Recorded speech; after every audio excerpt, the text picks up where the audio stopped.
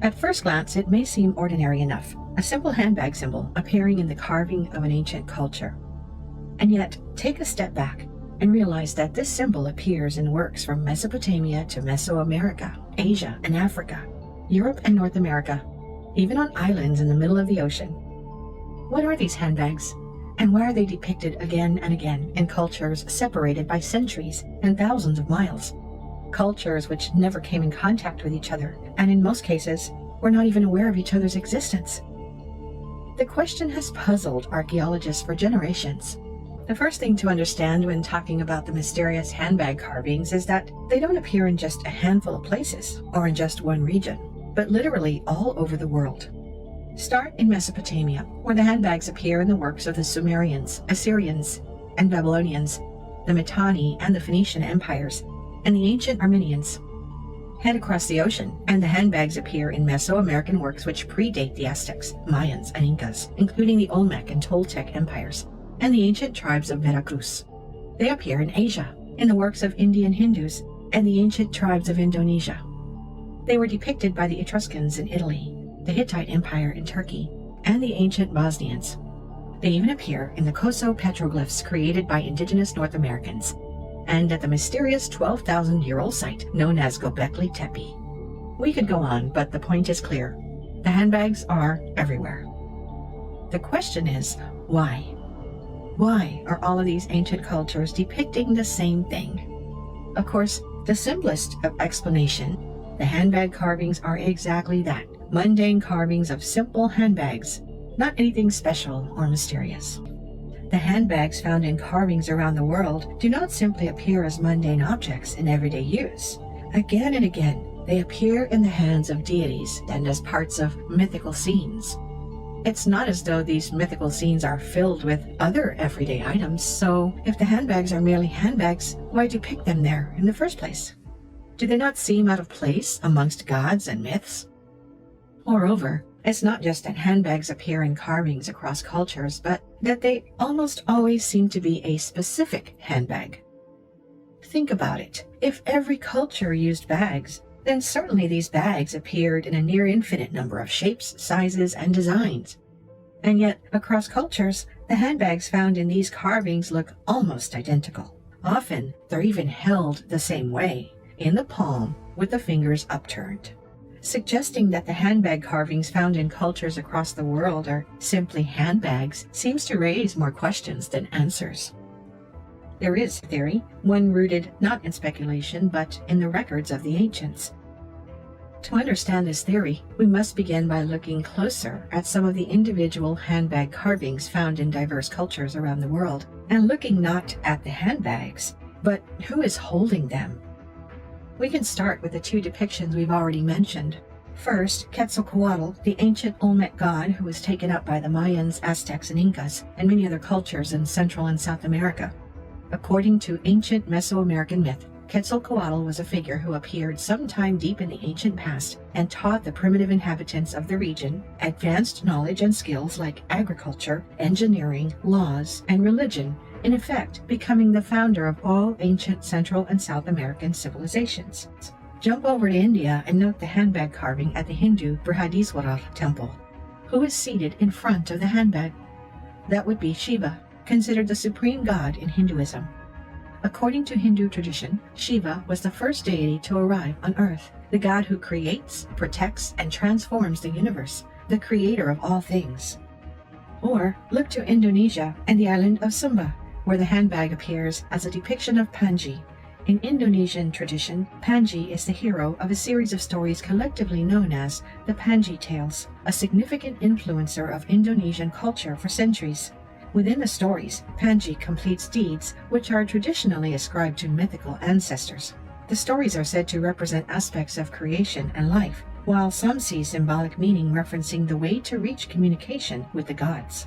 Often, they are seen being held by the fish god Oannes, a seminal figure who exists under different names across Mesopotamian cultures and traditions. According to myth, Oannes was a figure who appeared sometime deep in the ancient past and taught primitive Mesopotamians advanced knowledge, constructing the earliest foundations of civilization. It's not just that handbags appear across cultures, It's that again and again they appear alongside figures associated with knowledge and enlightenment, with creation and the foundation of civilization, with the relationship between gods and humans. Surely this consistent connection cannot be by chance. It was when he began to look more closely into the ancient story of Oannes that an incredible explanation started to reveal itself, and the mystery began unraveling. According to Mesopotamian myth, Oannes was not just any god, but the leader of a group of beings known as the Seven Apkallu, or Seven Sages. These seven sages had almost always been depicted holding the infamous handbag. Luckily, a detailed description of the seven sages existed in the work of 3rd century Babylonian priest Berossus. According to Berossus, the seven sages had come to Mesopotamia at a time when the early humans who existed in the region lived in a lawless manner like beasts of the field. They brought these primitive humans advanced knowledge. As Berossus wrote, the seven sages gave them an insight into letters and sciences and every kind of art, taught them to construct houses, to found temples, to compile laws, and explained to them the principles of geometrical knowledge, made them distinguish the seeds of the earth, and showed them how to collect fruits.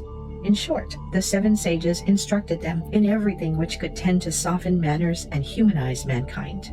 In other words, the seven sages were no less than the earliest founders of early Mesopotamian culture. During the 16th century, a Spanish missionary named Bernardino de Sahagún recorded the traditions of the Aztecs during his journeys to the New World. His work gives a first-hand insight into the Aztec culture, which had developed from the much older traditions that had first spoken of Quetzalcoatl.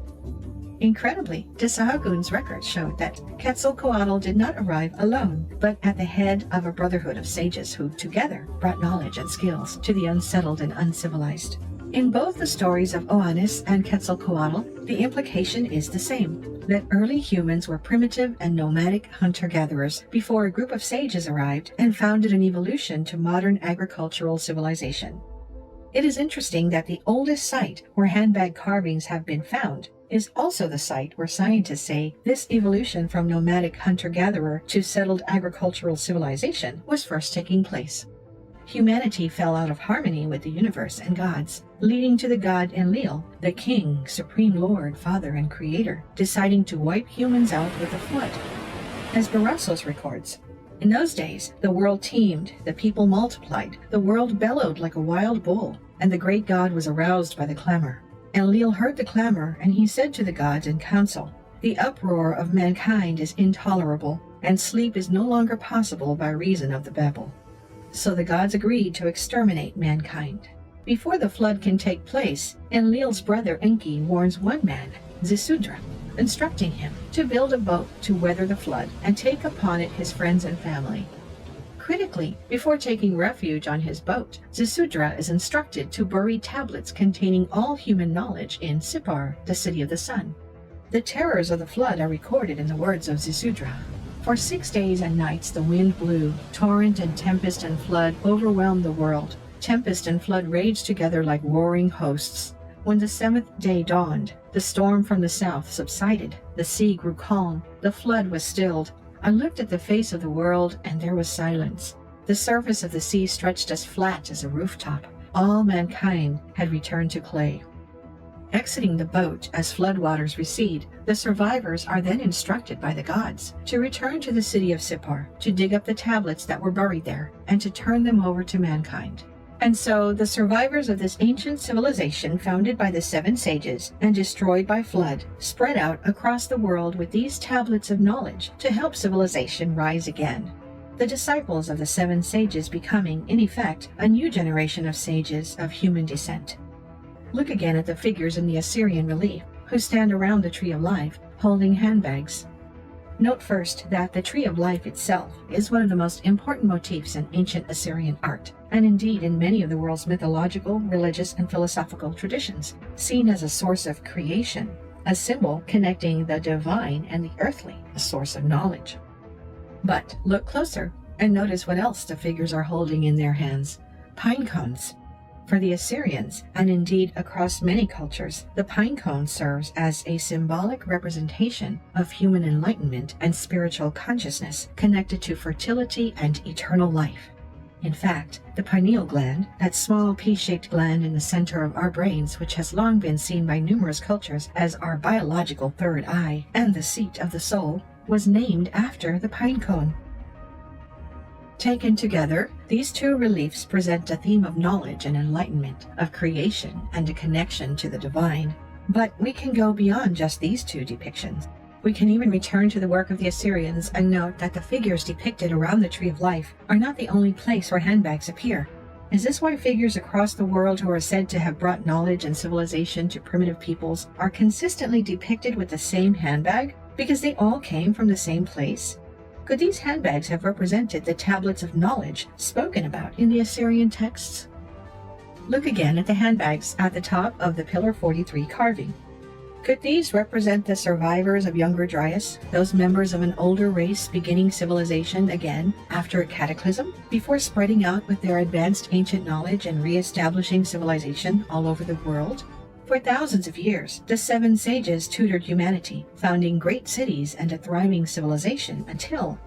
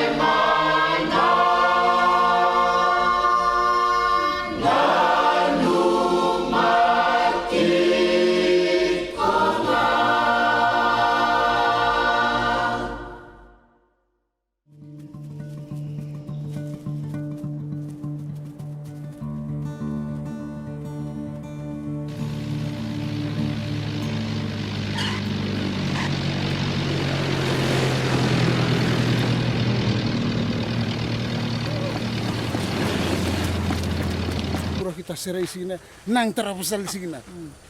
Nauprik na boksakol sina saka bago lang riba ki bausinga. Kana ki masusingan niya. Taong ko sa sakol. Nang kasiray, nakasiray. Uloy, kumas nila saro. Tara mo trolo din si sakol. Karena kumas. Ya. Apa nak sabut dalam laman yang? Kuli buani kuli ulang. Mari kasih wang mingas sama dengan kuli sina tahun yang nang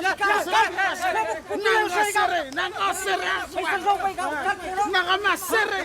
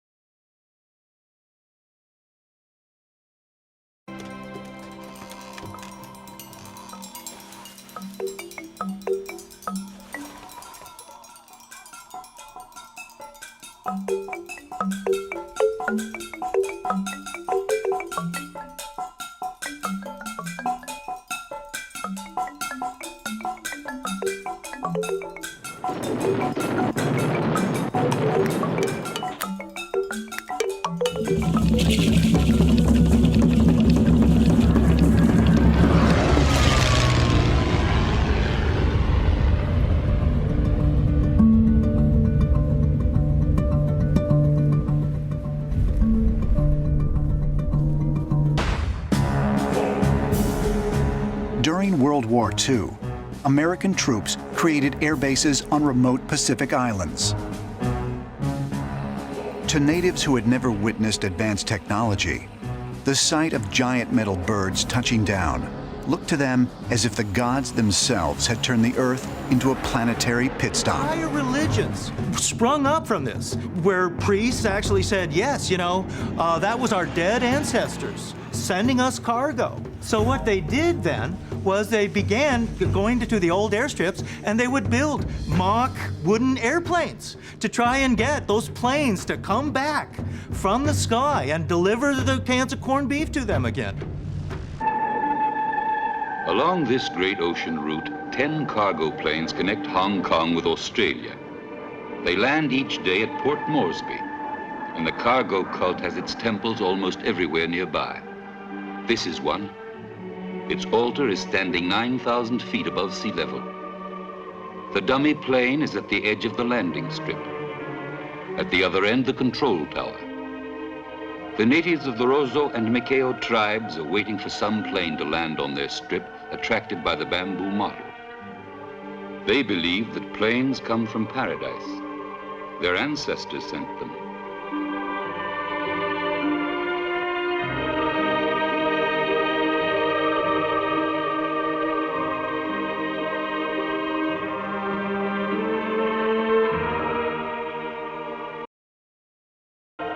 They wait, motionless, searching the sky. There is no other world beyond these mountains, so the large birds that roar up there above the clouds cannot but come from paradise, waiting faithfully at the doorway to the sky.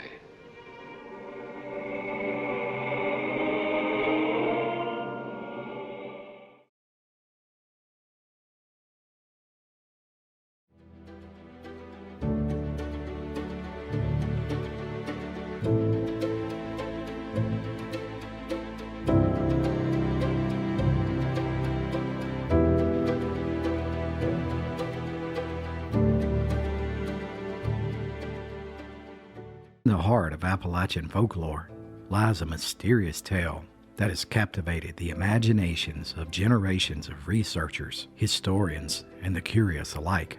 Unexplained, ancient remains scattered across Appalachia suggest a prehistoric race once inhabited them long before the Native Americans ever set foot here. But how and when did they get here, and where did they go? Just who were the Moon-Eyed People? There is a dim but persistent tradition of a strange white race preceding the Cherokees. Some of the stories even go so far as to locate their former settlements and to identify them as authors of ancient stone ruins found all over these mountains. The earliest reference appears to be from John Sevier, who was a frontiersman and one of the founding fathers of the state of Tennessee. Sevier was involved in several treaties that led to the removal of the Cherokee Indians. This role required him to travel great distances through the still remote and virgin forest of Appalachia. On one such expedition in 1782, he discovered what appeared to him to be a vast military complex sitting atop a mountain in Georgia and built with architectural engineering that was foreign to the natives. And strangest of all, it bore a striking resemblance to European constructed battlements. The fort consisted of a 12-foot wide stone wall that was 2 to 8 feet high, and the width suggested that it had once been much taller.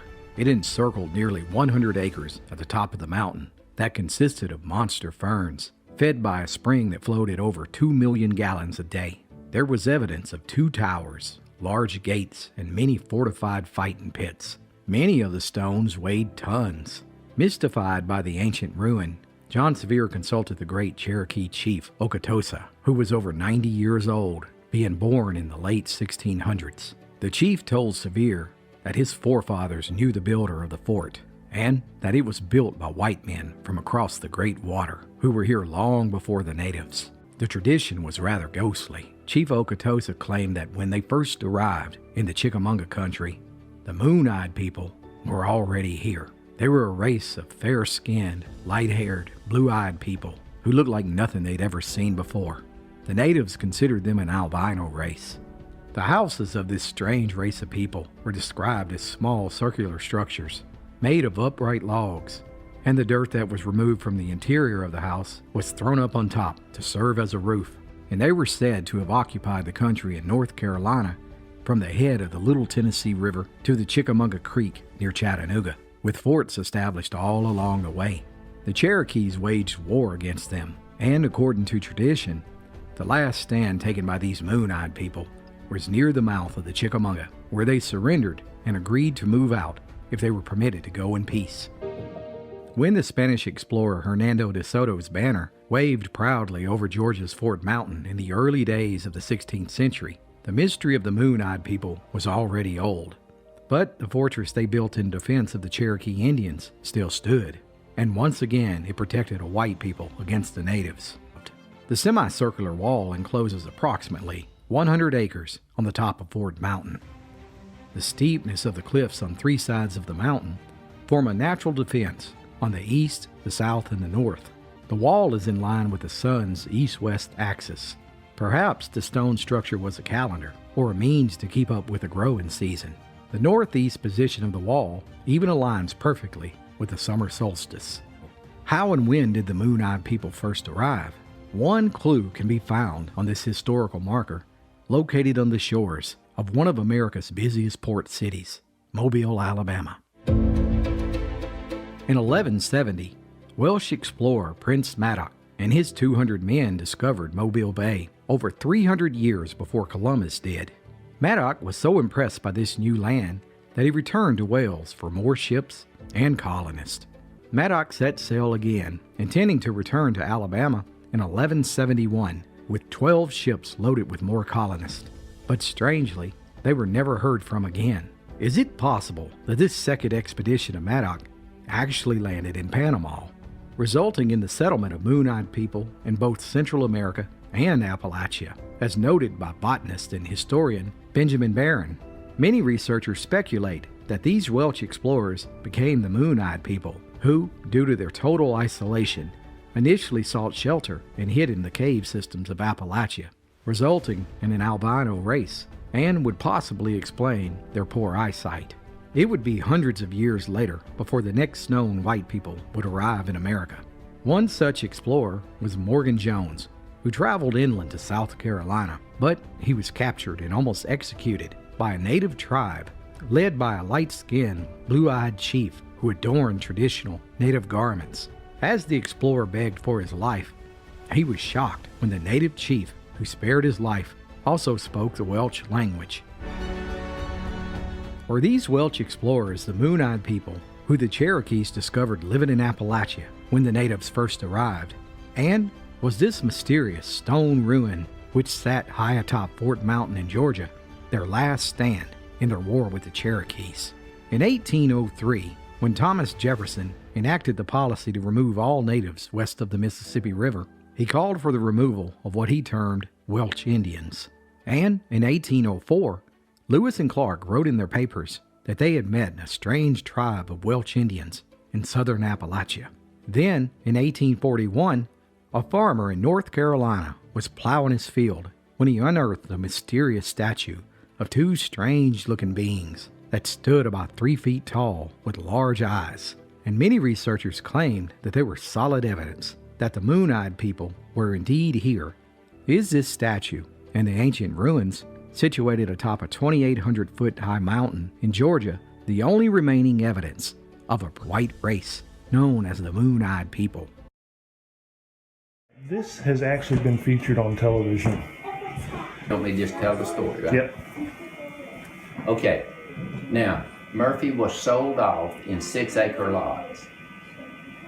A fellow by the name of Felix Axley, whose ancestors still live on the property down there, bought 3 6-acre lots at the confines of the rivers. In 1841, he was digging up the ground to plant it, and he unearthed these effigies. He put them on a sled, drug them back up to his well house, which was built from the logs of Fort Butler, and they leaned up against that. Now, the question is, what are they? Okay, now these was picked out or formed by the Cherokees, and they was out of soapstone and tile. So they used to be whiter than this before the iron ore and the soil discolored them a little bit.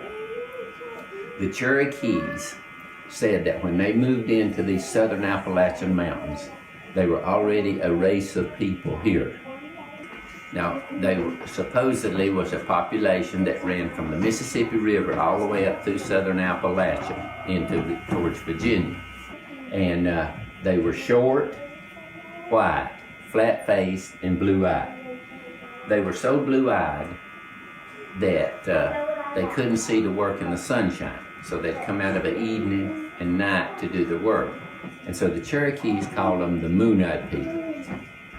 Now, we know that there's an Indian village down there because there was a small mound where they had the council house, supposedly where these were kept, to show the subsequent generations, the people that they displaced by the Cherokees. Now, we know that the Moon-Eyed people lived down there, or pretty sure they did, because in their oral tradition, they said that they lived at where they were afraid to cross the creek, which we think would have been Valley River because it was smaller than Hiwassee. And the reason that they were afraid to cross the creek was because of the big red leech. And that universally accepted Cherokee myth and legend is about the big red leech hole down there. That's in all their oral traditions. The Tlanusi. According to Cherokee legend, the Tlanusi lurked just below the surface of the Valley River, right there behind me, in what is now the town of Murphy, North Carolina.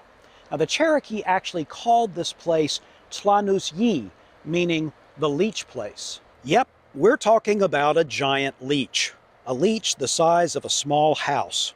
Its body was said to be bright red with white stripes running from one end to the other. According to the tale, the giant leech caught its prey by shooting a spout of water at anyone foolish enough to get too close to its lair. Once its victim was knocked into the river, the leech attached a mouth and dragged its prey down to a watery death. This is my theory, that if you notice the effigy, this one is bigger than this one. I think this one was designed to represent Hiwassee River, and this one to represent Valley River.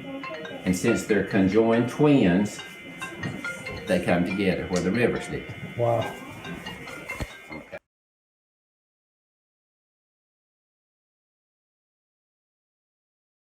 Mount Hermon is a mountain range located in Israel. Its summit straddles the border between Syria and Lebanon. It is the highest point in Syria. On the top, in the United Nations buffer zone, located at the summit, is the highest permanently manned UN building in the world, known as the Hermon Hotel. The southern slopes of Mount Hermon extend to the Israeli-occupied portion of the Golan Heights, where there is currently a ski resort. Mount Hermon's name has been related to the Semitic root called Herm, which means taboo or consecrated, and the Arabic term al-Haram, which means sacred enclosure. In Bible times, Mount Hermon was also called Sirion by the Sidonians and Senir by the Amorites. These two names mean breastplate, likely referring to the mountain's rounded snow-topped crests that gleam in the sunlight. Mount Hermon has a very mysterious story. You see, for thousands of years, this mountain has been a center for pagan worship. What exactly happened there? Well, Mount Hermon is actually found in the Book of Enoch. See, in this book, it talks about this group of fallen angels who came down to Earth. They would have landed on a mountain called Mount Hermon. You see, they came down to Earth for only one reason, and that was to find for themselves wives. This was obviously a highly severe crime against God. So it turns out that the very leader of the fallen angels, Semyaza, gets scared. He didn't want to take all the blame for leading his angels astray. So in response, the fallen angels bind themselves together in a mysterious oath. You see, the fallen angels landed specifically on Mount Hermon, and it was there where they would become the false gods of the ancient world. There are over 30 ancient temples found in this specific area alone, which were used by the Canaanites and the Romans for pagan worship. In 1869, on the summit of Mount Hermon, located in Israel, British explorer Sir Charles Warren came across an ancient rectangular temple, which is the highest temple in the ancient world, coming in at 9,232 feet above sea level. In the temple, he found a limestone stele, which may be the only extra biblical and pagan memorial stone dedicated to the fallen angels, called the Watchers, which according to the Book of Enoch made an oath with one another and teach mankind the forbidden secrets of heaven. Between 1867 and 1870, Lieutenant Charles Warren carried out the explorations in Palestine, which formed the basis for our knowledge of the topography of ancient Jerusalem and the archaeology of the Temple Mount. And in 1869, on behalf of the Palestinian Exploration Fund, Sir Charles climbed up the forbidding sides of Mount Hermon to determine its true height and describe any archaeological sites found there. As such, Warren explored, measured, and sketched an ancient temple known as Khazar Antar. Here, he passed through the temple and continued upwards along the peak in a strange anti-clockwise spiral pattern in order to reach the summit. The southern peak's rocky terrain had appeared to have been scooped out and what appeared to be sacrificial altars to ancient gods of the mountain. Warren explored and surveyed the area, documenting much of what he found.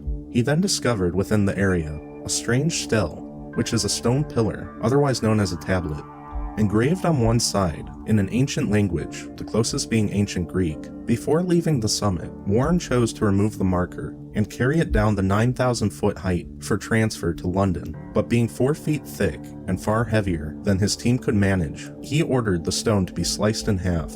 Upon returning it to the British Museum, it was then later inspected by scholars and translators, and the writing on the stone appeared to have a phrase they could make out, and it read this: "According to the command of the greatest and most holy God, those who take the oath proceed from here."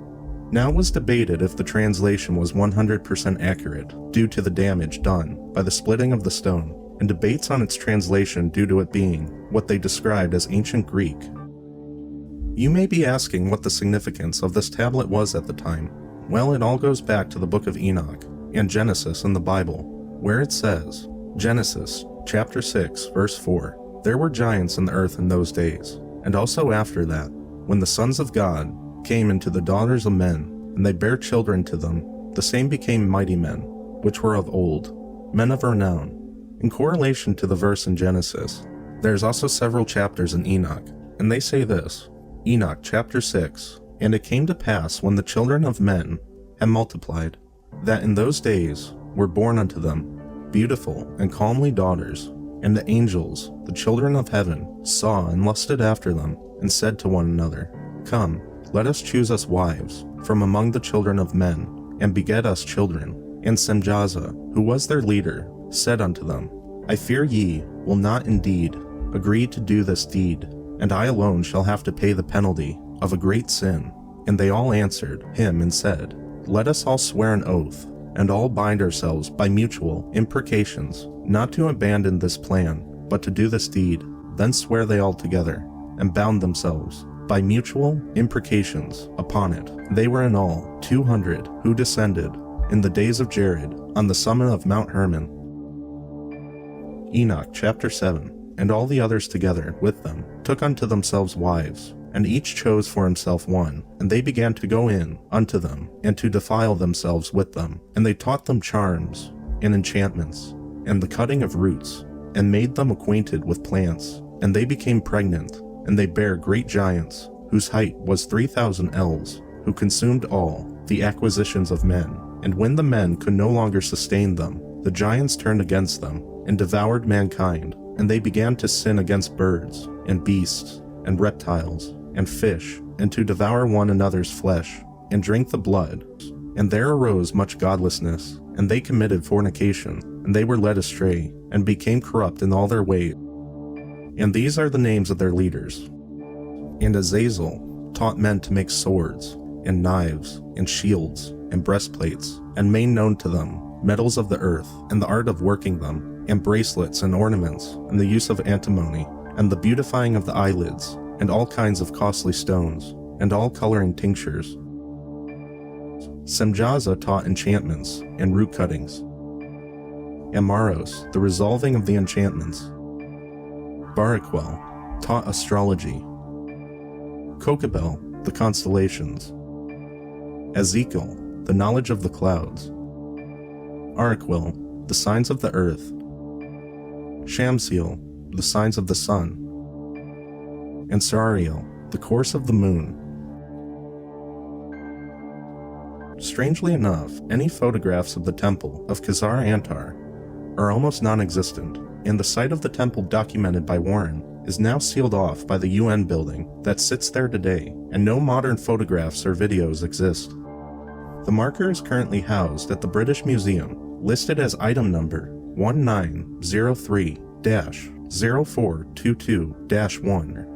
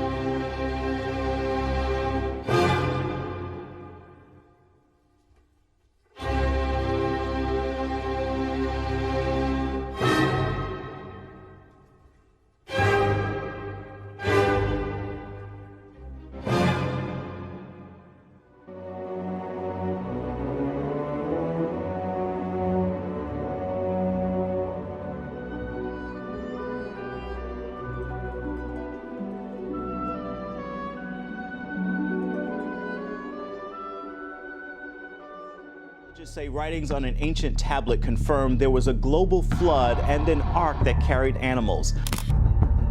From a catastrophic flood. These mountains, now part of modern-day Turkey, hold a special place in the story of the Ark. History is full of accounts from people who may have actually found the remnants. One of the earliest accounts comes from Flavius Josephus, a 1st century Jewish historian. In his monumental work, Antiquities of the Jews, he wrote that remnants of the Ark were believed to be still present in the mountains of Armenia, likely referring to the broader region of Ararat. Marco Polo, the famed Venetian explorer of the 13th century, also made references to the Ark in his travel. While journeying through Armenia, he heard locals speak of a great mountain where the Ark came to rest. Another account, the Odessa image, emerging in the 6th century, presented a great clue. This artifact, associated with King Abgar-Fiv of Odessa, contained depictions that some believed represented Noah's Ark. Nestorian missionaries in the 9th century claimed to have seen the Ark's remains on Mount Ararat. Similarly, in the 13th century, Jacobite Christians alleged that one of their monks witnessed the Ark's remnants. A significant milestone was the creation of the first world map to depict Noah's Ark's location by the Ottoman geographer Piri Reis in the 16th century. This map pinpointed the Ark's location in the Ararat region. Others wrote about the Ark being visible atop Mount Ararat during certain seasons. These accounts and similar ones from other historians reinforce the belief in the Ark's physical presence. Other locations have also commanded attention. Among these are the Zagros Mountains and the Pamir Mountains, each presenting unique theories about the Ark's resting place.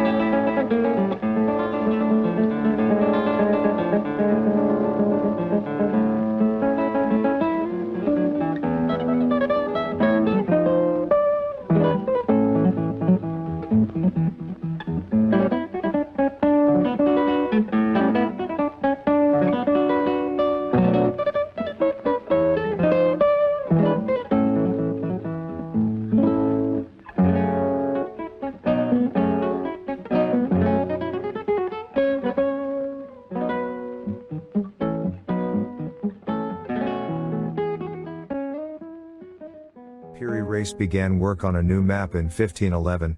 To create this map, he used about 20 different maps from several sources collected during his numerous travels. According to him, 8 of these maps date back to the time of the Alexander the Great from the 4th century BC. He also used the Arabian map of India, 4 Portuguese maps of China and the Indian Ocean, and a map of the western regions compiled by Christopher Columbus. It has been proven that the map was made by the geometric method and uses geographical coordinates at right angles arranged in a grid, but also that it was obviously copied from an older map designed using spherical trigonometry that was not known at the time. It takes a century for the Tropic of Cancer to drift 40 seconds of latitude. Cyene is 38 minutes and 30 seconds from today's Tropic of Cancer. This is 2,280 plus the 30 seconds, gives us a total of 2,310 seconds difference. We then divide these seconds by 40 to find the Cyene was last on the Tropic of Cancer some 57.75 centuries ago. By calculating the difference in distance from the latitude of today's Tropic of Cancer to that of Cyene, we discover the answer. About 5.775 years ago, that is circa 3,760 BC, the projection of the Peri-Reis points like an arrow at a pivotal turning point in human history.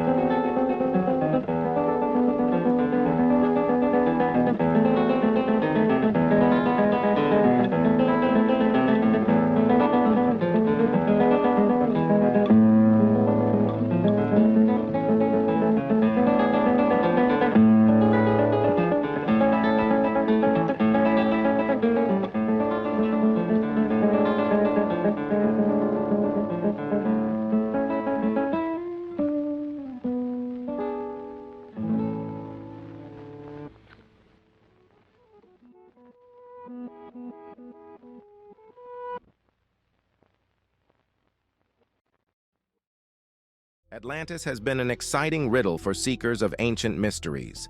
This lost city, often viewed as a paradise beyond imagination, disappeared beneath the sands of time and remains hidden till today. And of all the stunning mysteries that can be found in this ancient city, the mystery of the Emerald Tablets remains perhaps the most stunning. Legend has it that a super smart god named Thoth, who did a lot of important stuff in that era, made them. He even came up with the symbol for medicine that you see a lot, called the caduceus. The Greeks liked him so much that they adopted him as Hermes. Some folks think that Thoth, or Hermes, before going to the other world, wrote down all his smart ideas on 42 emerald tablets. Some people believe that he existed and left behind these special tablets, and that only super awesome people could understand the secrets written on them. Thoth was careful, though. He made lots of copies of these tablets and hid them well. He promised that only a chosen few, the exceptional ones, could figure out the deep wisdom hidden within them. We might be close to unraveling the mysteries surrounding this tablet. Historians have recently linked these tablets to an ancient ruler. Pharaoh Akhenaten did some really important things that changed history. He wanted people to only worship one god instead of many, but what was even more fascinating was that Akhenaten said he got these ideas after finding special green plates in a building near the Giza Pyramid. During Akhenaten's time, people started calling him the Second Hermes. In the year 16 BC, in Anatolia Eyalet, which was once part of the Ottoman Empire and is now in Turkey, a boy named Balinus was born. Even though his parents were simple farmers, Balinus was curious and wanted to learn a lot. When he was 14, he left his family to study with a wise person in the city of Tarsus. While exploring a cave in Tarsus, Balinus found something amazing. 42 emerald tablets held together by golden rings.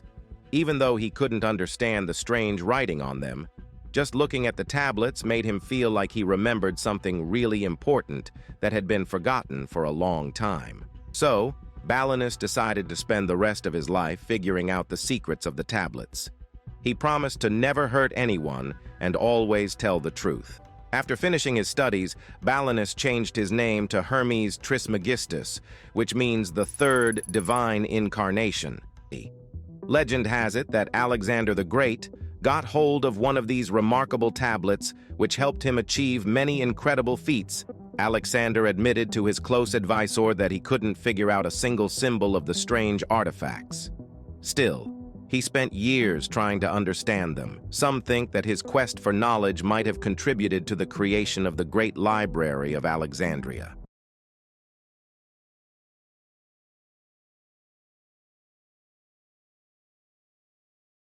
The famous mares of Diomedes. Hercules had just received his 8th labor, and now he would have to travel to Thrace to bring the famous mares of Diomedes. And certainly, Diomedes was the cruelest among the Thracians. He captured foreigners who crossed his lands and took them to the royal barn.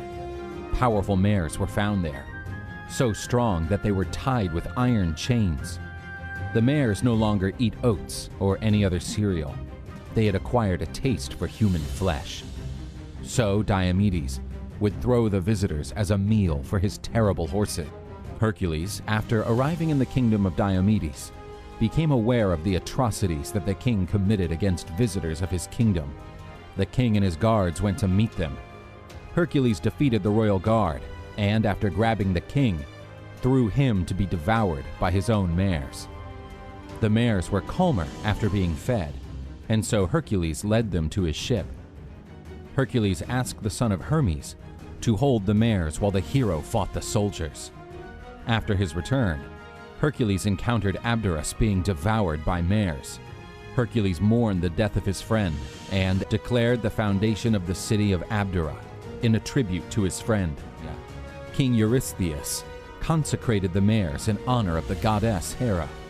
The horses that descended from these mares were extraordinary animals. The horse of Alexander the Great had the blood of these mares running in his veins. And under the command of Alexander the Great, he would participate in the conquest of almost all the known world. Bucephalus. In addition to being the greatest military conqueror of his time, Alexander the Great was apparently the world's first horse whisperer. Legend has it that when Bucephalus was found, he could not be ridden by anybody. This included Alexander's father, Philip II of Macedon. Alexander deduced that Bucephalus had simply been scared by his own shadow, so he gently turned the black stallion's head towards the sun. Almost immediately, the wild beast was tamed. Another version of the legend states that at 10 years old, Alexander was the only one who could approach Bucephalus. Alexander would speak softly to the great horse, who would lower his head and allow the future warrior to ride him. Bucephalus carried the great military leader into many battles and enjoyed great devotion from his master.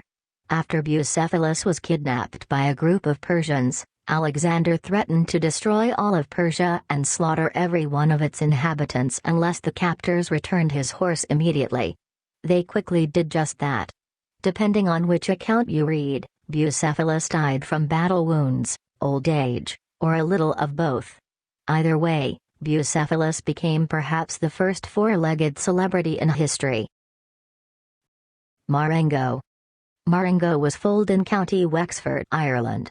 He was most famous for having walked over 5,600 kilometers, 3,500 miles, round trip from Paris to Moscow in 1812. The entire time, he carried Napoleon Bonaparte. Marengo was said to have been captured during Napoleon's battles in Egypt. He quickly became the French emperor's favorite horse and would carry him into every battle, including Waterloo. Oddly enough, Marengo isn't all that memorable inside the borders of France. Marengo is also famous for supposedly being distantly related to Copenhagen, the horse ridden by the man who defeated Napoleon at Waterloo, the Duke of Wellington. Copenhagen. He was a fiery steed with a rather mean disposition. Copenhagen was so mean that after he and the Duke of Wellington returned from Waterloo and Wellington gave Copenhagen a celebratory pat on the rump, the horse responded by attempting to kick his master in the head. Luckily for Wellington, and probably Copenhagen, the horse missed. Imagine surviving a day of bullets and cannon fire only to be done in by a kick to the head from the horse that brought you to safety. Copenhagen must have cooled off in old age because he became an absolute darling in retirement. He would readily approach strangers in search of bread and treats and let ladies gently remove his mane and tail hair and make bracelets out of them. Is George Washington. What amazes me about George Washington, he's such a kind person, and I think horses knew that about him. They said there was no horse that he couldn't break because they seemed to have a special bond with each other. And again, he was a person that grew up as a young man spending so many hours on horseback and was considered by Thomas Jefferson, who was a great horseman himself, to be the greatest horseman of his time. You see primarily, I think, a white horse and then a chestnut or a brown horse. Yeah, the white horse was Blueskin. Beautiful horse, but not so good in battle. He was beautiful for paintings, and that's why you always see him in paintings with President Washington. But Nelson was his favorite horse. He was a gift from the governor of Virginia, and he was his fox hunting horse, and that he took into battle. And both survived beyond the president's life. No kidding. They did, and they were in their 30s when they died. Now, his inauguration is pretty amazing. 6 beautiful white horses, and the night before they took white chalk and made it into a powder or a paste, sort of like today, what they do for show horses. And then they put it all over the horses, and then they wrap them with kind of like a gauze bandage all over. And then the next morning, brushed them out. They were stark and beautiful white. Wow. Then they braided their mane, and they put a silver harness on the horses and attached them to a yellow carriage. So I always say Cinderella couldn't have done better. Traveler is arguably the Civil War's most famous horse, a beautiful animal that only added to the grace and dignity of his owner. The two are inseparable, forever linked in history. Traveler began his life far away from bloody battlefields. His sire was Grey Eagle, a 16-hand gray racehorse. In August 1861, General Lee set up camp on Sewell Mountain, West Virginia. Who first saw Traveler at that time, was immediately smitten and called the animal My Colt. General Lee did not begin to regularly ride him until after the Peninsula Campaign. From that point on, he was the general's most used mount, even after Traveler reared and threw General Lee shortly after the Second Battle of Manassas. General Lee badly damaged his hands in the fall. Lee was unable to mount up on Traveler again until the day of the Battle of Sharpsburg. Some of the most dramatic incidents involving Lee and Traveler occurred during the Overland Campaign in 1864, when soldiers literally grabbed the horses' reins to prevent their commander from personally leading attacks on 6 occasions between May 6 and May 12. The most notable incident occurred in the wilderness on May 6, when soldiers of the Texas Brigade surrounded Traveler and shouted, "Lee to the rear." That day Traveler carried Lee until well after midnight, and when they finally returned to camp, Lee dismounted, and overcome with exhaustion, he threw his arms around Traveler's neck to hold himself up. To a bystander expressing surprise at the creature's docility, the general observed that he did not see how any man could ride a horse for any length of time without a perfect understanding being established between them. Grant was such a horse lover, is really amazing. Well, he had a number of horses himself, and there are classic pictures of his horses. There are, and of course his most famous that he's riding on in the sculpture is Cincinnatus, and he was a gift from a man who was also named Grant, Ulysses Grant. Same name and everything. This man was on his deathbed, and he felt that he had to give this beautiful horse, his beautiful racehorse, to Grant because he knew how much he loved horses. He rode a lot of horses during the war. Oh, definitely, and he was #1 in his class. The only thing he was #1 in class in West Point for horseback riding. And the other presidents? Definitely. One is Blackjack. Blackjack was this beautiful horse, too unruly to use for much. He was donated to Fort Myer for the parades. They were able to get him to grow a little bit as far as training.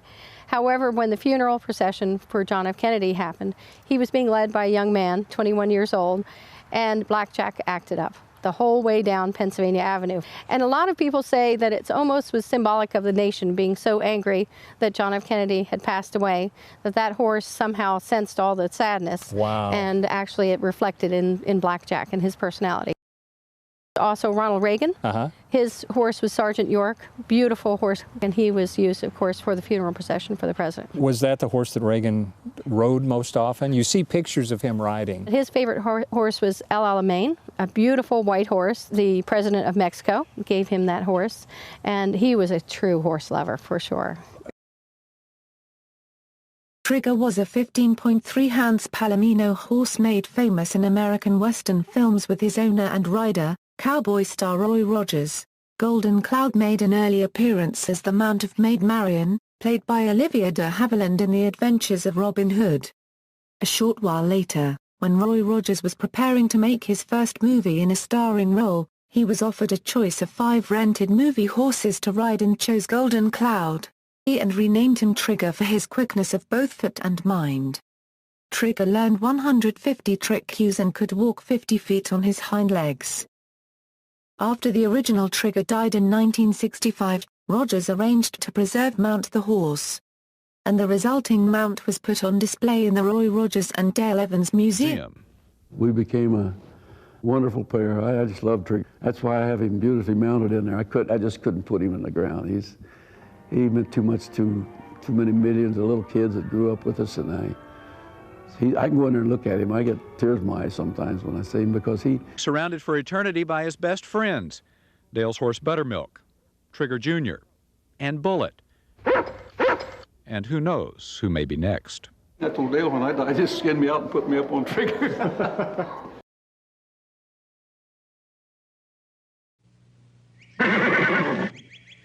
Hello, I'm Mr. Ed. When you hear the words Bamboo Harvester, it's actually the name of the horse who played Mr. Ed on TV. And he has a prestigious pedigree. Born in 1949 to 2 purebred horses, including prized show horse Harvester, the young Palomino would eventually be owned by Les Hilton, protege of iconic entertainer Will Rogers, who owned a house and stable in North Hollywood, working on animal shows like My Friend Flicka and Francis the Talking Mule. Bamboo Harvester was a beautiful and energetic creature who galloped, among other places, through the prestigious Pasadena Rose Parade, winning plenty of awards as a show horse. Being the star of a beloved television show certainly comes with its perks, one of which is a sense of entitlement. Bamboo Harvester figured out how to communicate. Growing up in Hollywood, the horse's attitude matched that of his human co-stars. He was known to stop in the middle of a scene. It's also been said the horse only missed 1 day of shooting throughout his entire career, and rarely needed his stunt double, Pumpkin, during the show. But Pumpkin did become just as famous, eventually playing roles in Green Acres and several pudding commercials. Bamboo Harvester's eventual passing did not spell the end for the show. For at least 9 years, an entirely different horse was used for Mr. Ed's still shots and press kits. And when that horse clopped off, the public believed it was the original Mr. Ed.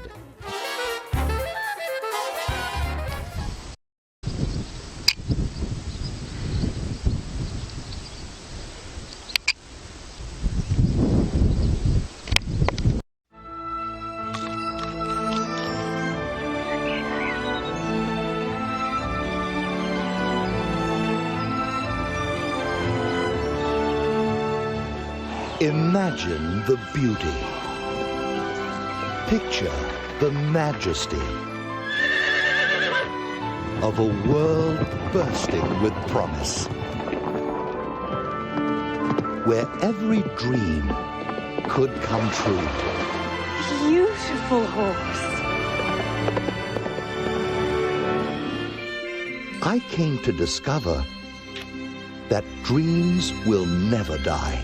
From the pages of a beloved classic comes a motion picture for all ages and all time. Beauty.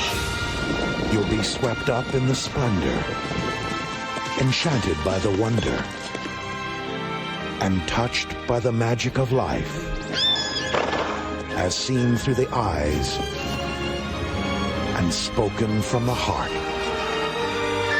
of Black Beauty.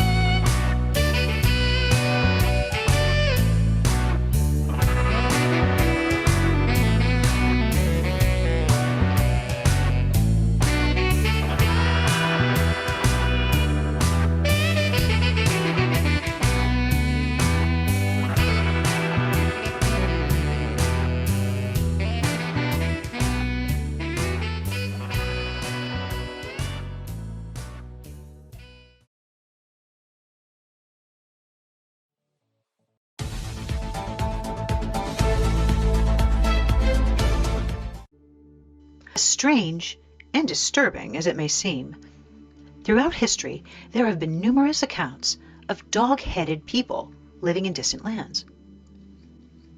You've probably seen images of the cynocephalus before. Cyno means dog, and cephalus means of the head.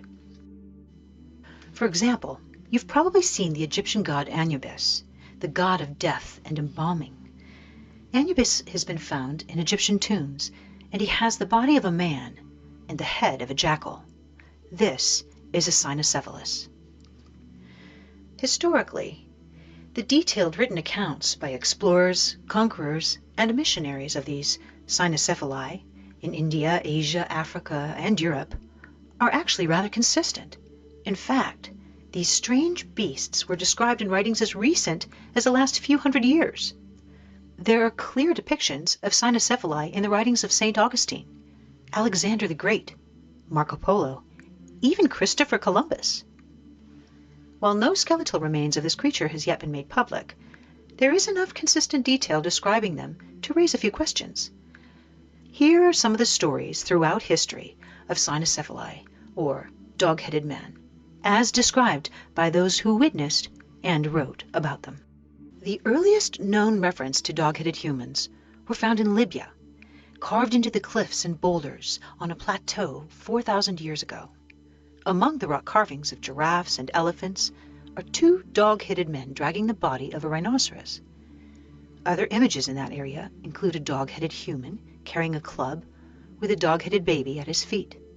In another, one carries on its shoulders the now extinct ox-like animal, the auroch.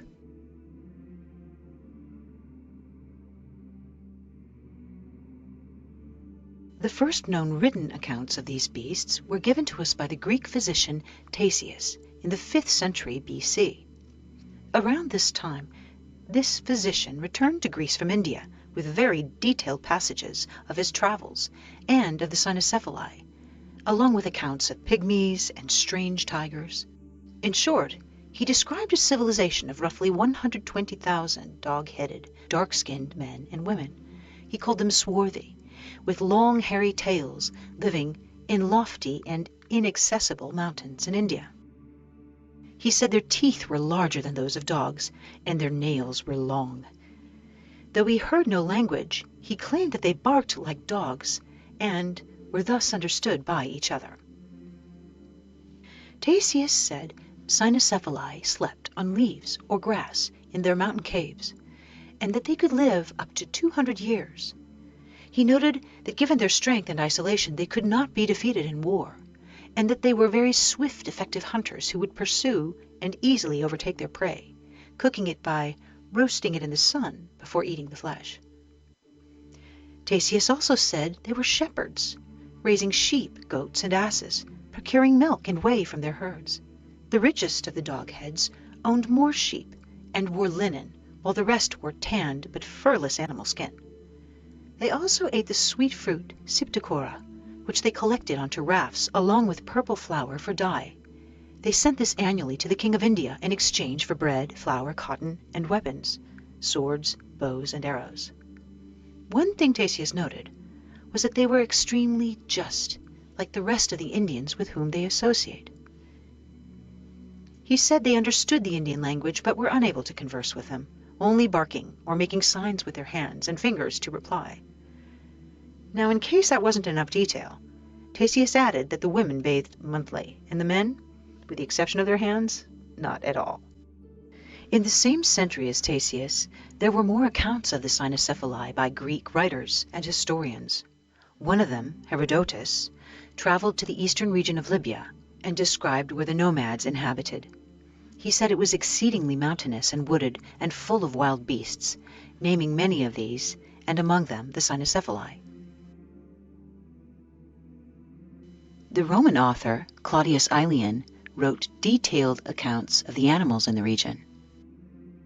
When he described the cynocephalus, he said he was an upright being, and that he would injure no man. He said the cynocephali had no speech, but would howl, and of course that they understood the Indian language. He claimed that wild animals were their food, and that they could catch them with ease, exposing them to the sun's heat to cook them after shredding them into pieces. He noted, like Ctesias, that they kept goats and sheep, and that they drank the milk of their animals they herded. He also noted that their speech was inarticulate, unintelligible, and not that of man. Claudius Aelian also noted that their whole body was covered with hair, and that the regions where they lived were so inaccessible it was very hard to capture them. He thought it interesting that a cynocephalus would strip the shell off a nut and clean it intelligently before eating it. He also thought it interesting that a cynocephalus would drink wine and preferred well-seasoned food. Like Ctesias, the writings were very detailed and very consistent. A few decades later, Alexander the Great invaded India, and he too claimed in letters to his famous philosopher-teacher, Aristotle, that he had seen the cynocephali. He even claimed to have caught some. He described them as fierce, vicious, barking, and snarling beasts. In the letter that he sent to Aristotle, he included a manuscript, which we now know as the famous epic poem Beowulf. For some 1,500 years following the original accounts of the cynocephali, many explorers, conquerors, and even Christian missionaries claimed to have seen and interacted with these dog-headed people. Even King Arthur joined the witnesses when he and his army allegedly defeated a band of dog-headed soldiers in the mountains surrounding Edinburgh, Scotland. In Orthodox Christian history, both St. Christopher and St. Andrew are regularly depicted in ancient artwork with dog heads. It was said St. Christopher repented and was transformed to become entirely human. Of course, now this is all said to be symbolic. but it leaves you wondering. St. Augustine, who lived in 430, was one of the most influential Christian fathers. And he spoke of the existence of the cynocephali and other peculiar races, claiming that he personally preached them the gospel. And through his accounts, they became recognized as morally dumb, sometimes even demonic, but nonetheless redeemable.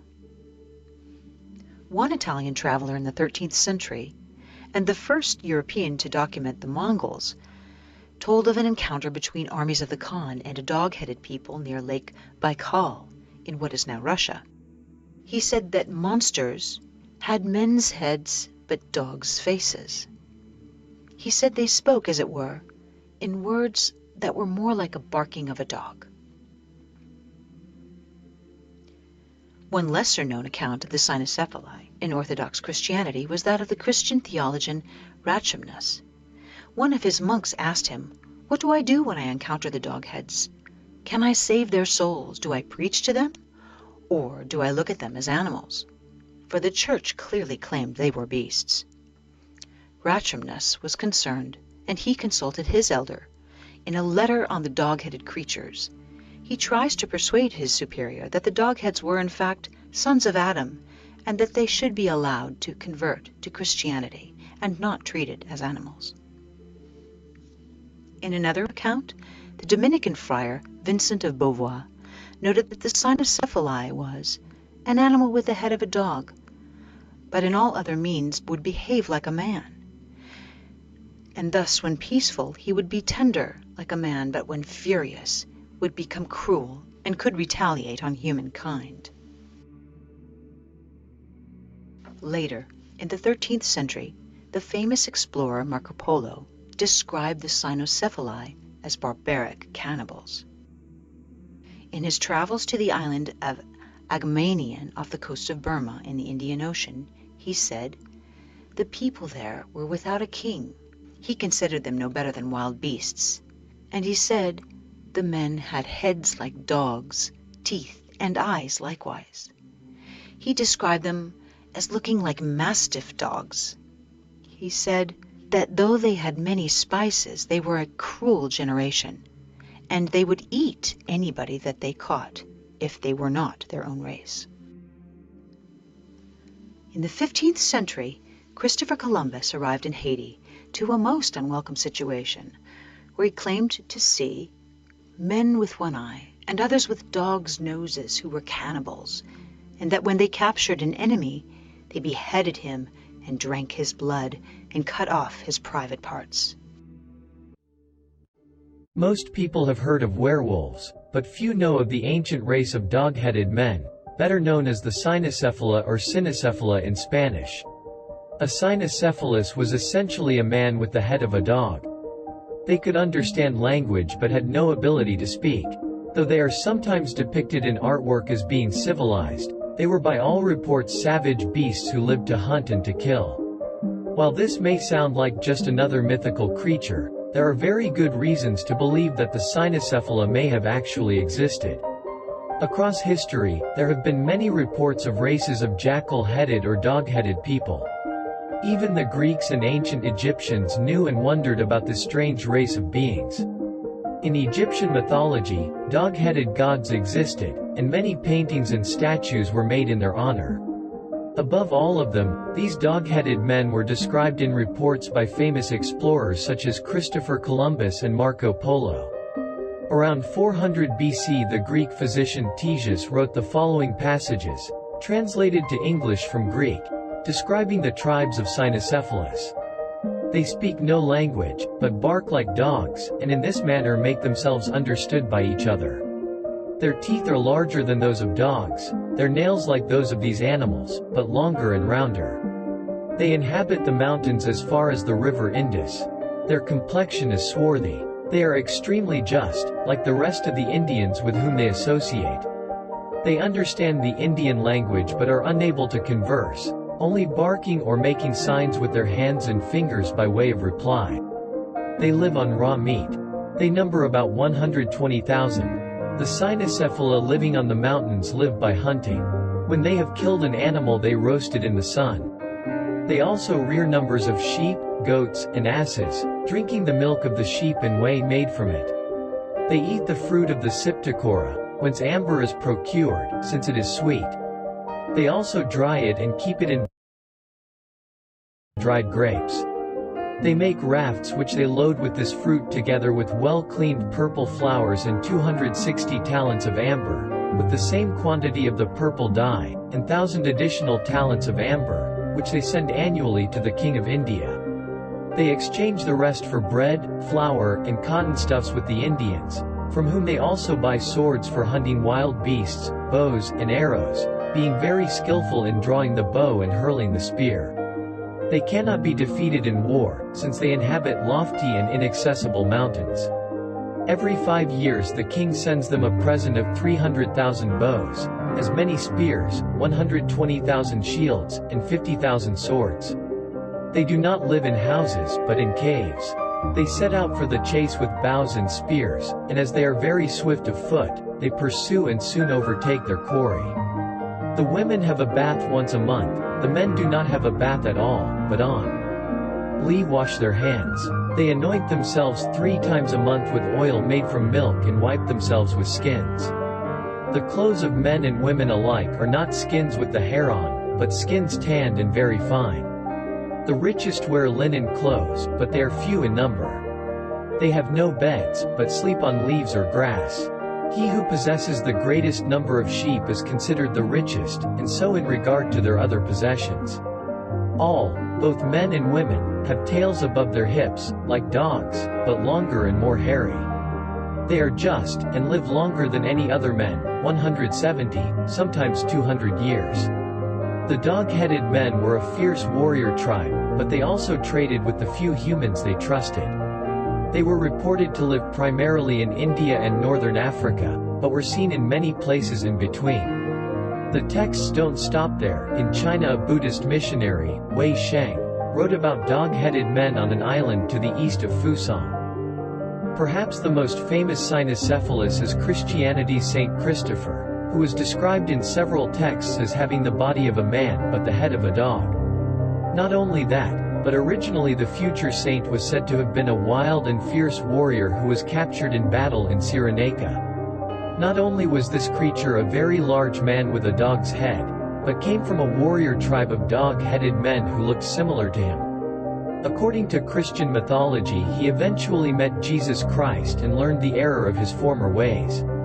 He repented and became baptized and eventually received sainthood and the gift of a human appearance. Multiple historical images show Saint Christopher as having the head of a dog. One Italian monk by the name of Odoric of Pordenone, who traveled about converting people between 1317 and 1330, claimed to have come across the cynocephala at the island of Nicovaran. They were described as being somewhat brutish, but displaying a form of organized religion, worshipping oxen and wearing various gold and silver religious charms. French Inquisitor Cardinal Pierre Dely claimed in 1410 that there existed a race of dog-headed humans in India, as well as a one-eyed variation of the creatures referred to as the Charismaspi. Explorer Giovanni da Pian del Carpine also mentions a race of dogheads which he claimed inhabited the lands north of the Dali Northern Ocean, and Lake Baikal. Indeed, depictions of the cynocephala appeared on maps of the time, similar to the dragons and other wondrous beasts that mapmakers liked to adorn their maps with. The great explorer Marco Polo mentions cynocephala indirectly while describing his travels to the island of Angamanian. Angamanain is a very large island. The people are without a king and are idolaters, and no better than wild beasts. And I assure you all the men of this island of Angamanain have heads like dogs, and teeth and eyes likewise. In fact, in the face they are all just like big mastiff dogs. They have a quantity of spices, but they are a most cruel generation, and eat everybody that they can catch, if not of their own race. When Alexander the Great invaded India in the 4th century BC, he too claimed in letters to his teacher, Aristotle, that he had encountered the dog-headed men. Alexander the Great even claimed to have captured several of the creatures in battle, which he said were fierce and vicious, barking and snarling beasts. The Greek historian Herodotus also wrote much on the existence of such creatures, which he claimed ancient Libyans believed inhabited the lands east of their own. He would say of them, "For the eastern side of Libya, where the wanderers dwell, is low and sandy, as far as the river Triton. But westward of that the land of the husbandman is very hilly, and abounds with forests and wild beasts. Here too are the dog-faced creatures, and the creatures without heads, whom the Libyans declare to have their eyes in their breasts. The why are even mentioned in the stories of King Arthur, in which his men do battle with the dog-headed beasts at the mountains of Iden, with hundreds of the savages being killed by the warrior Bedwer. No one knows for sure what happened to this small, but powerful race. It is believed that as the empires around them expanded they were killed off. They were most certainly a warring tribe and would have preferred death in battle to succumbing to another culture's ways. Either way, they have disappeared from human view. Perhaps there are still some of them living in caves awaiting a day where they may return to power. It is unclear what they were, or why they have popped up so often in art and ancient history all over the world. In conclusion, beginning with the ancient carvings in Libya, however, one can't help but notice the consistency in the descriptions of these historical beasts. It's also easy to note the similarities of the cynocephali with Neanderthal man, and the similarities of certain monkeys with dog-like snouts. Were these ancient writings distorted descriptions, or, in fact, is there another explanation? We know that cynocephali traditionally represented danger, that of an unknown land or people, and of a culture that lives on the edge of the map and the edge of civilization.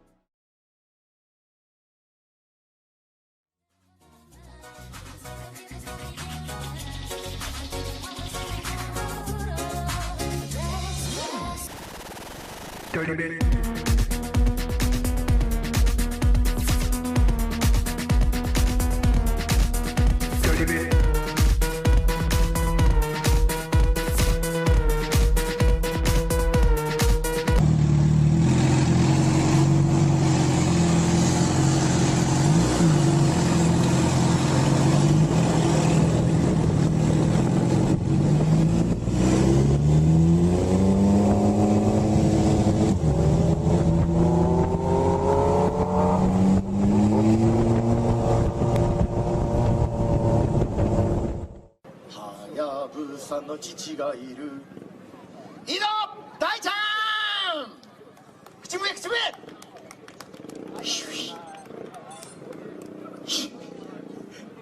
足がいちいち上がるところか。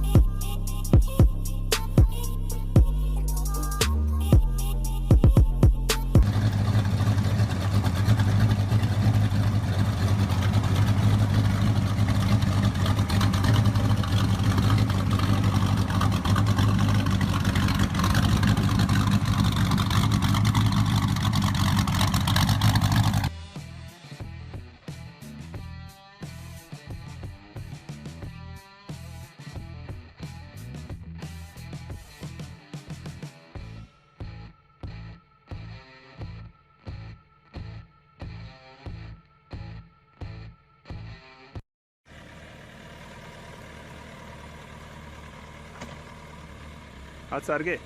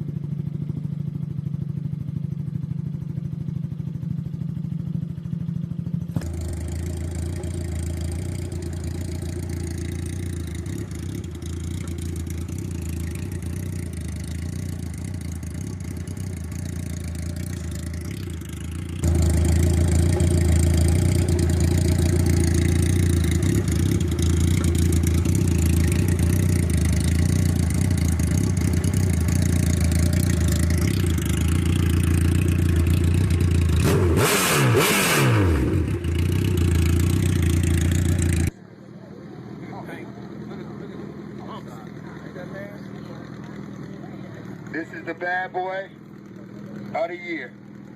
2012 Booster Fast champion, heavyweight title winner.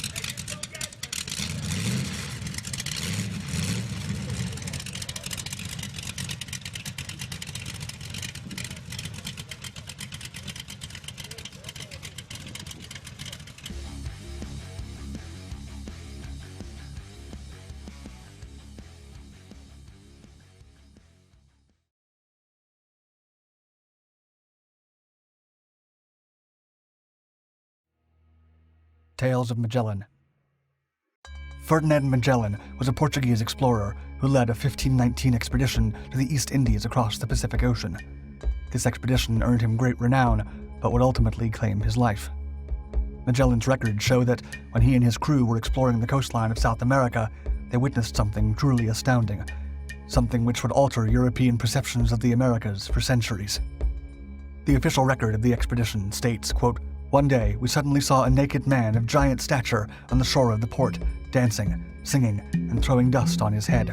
The Captain General sent one of our men to the giant so that he might perform the same actions as a sign of peace. When the giant was in the Captain General's and our presence, he marveled greatly, and made signs with one finger raised upward, believing we had come from the sky. He was so tall that we reached only to his waist." The Patagonian giants were dubbed the Patagon by the crew, a name inspired by a giant-like character featured in a 16th century Spanish novel popular at the time. Magellan's encounter with the giant was to be supported by numerous accounts made over the following years. By these accounts, the Patagon were proportioned as humans, but could be as tall as 13 to 15 feet. A later expedition, led by Sir Francis Drake, described the unusually tall people of Patagonia, stating that, quote, "Magellan was not altogether deceived, but that the crew estimated the height of the locals to be 7.5 feet. Still, with so much evidence in agreement that there did in fact exist a race of unusually tall people living in Patagonia, it's entirely plausible that there may have been some truth in it.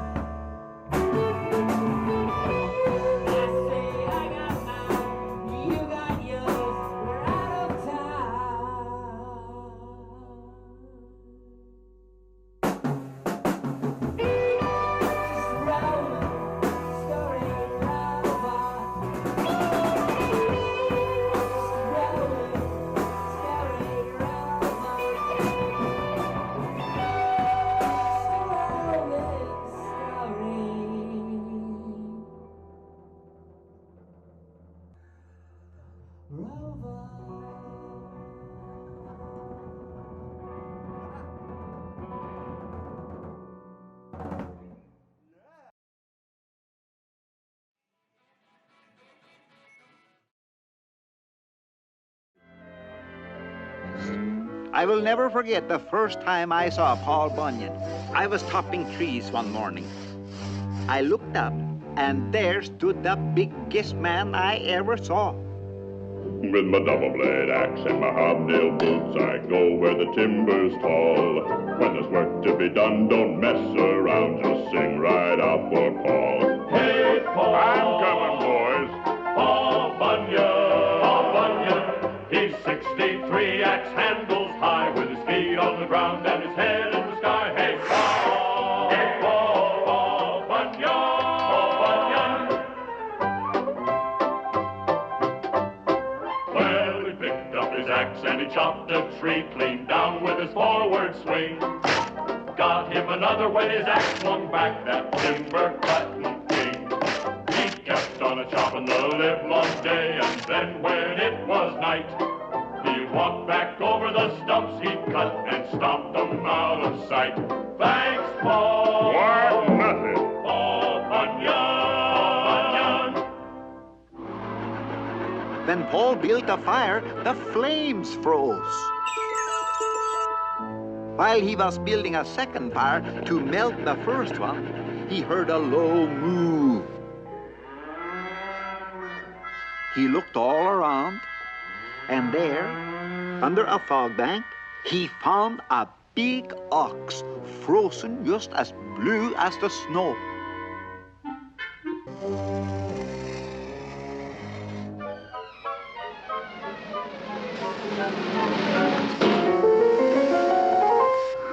Now that ox was mighty grateful for being rescued. They hit it right off and became real pals. Paul named him Babe. The two of them headed west.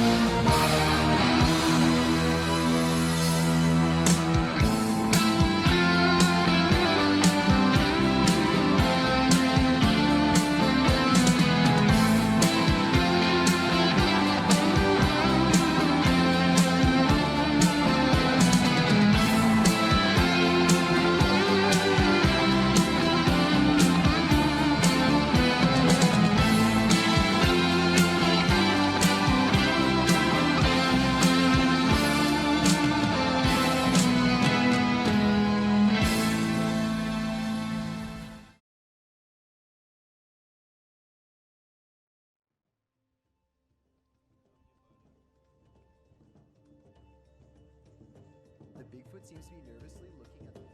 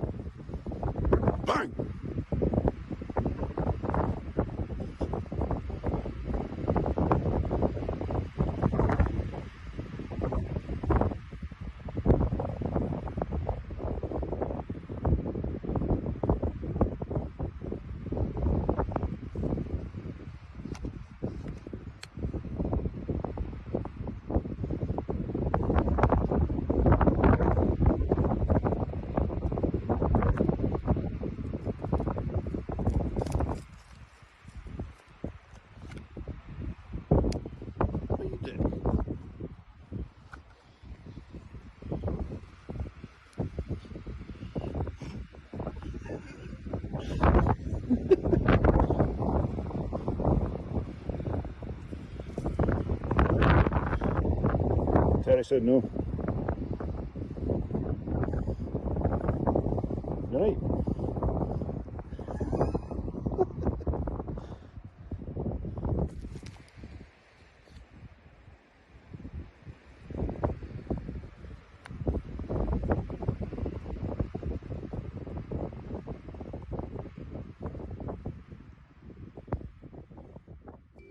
A family out for a drive in Craven, Saskatchewan, were shocked to see a hair-covered video are speaking Cree and are saying, "There's someone standing here, boy.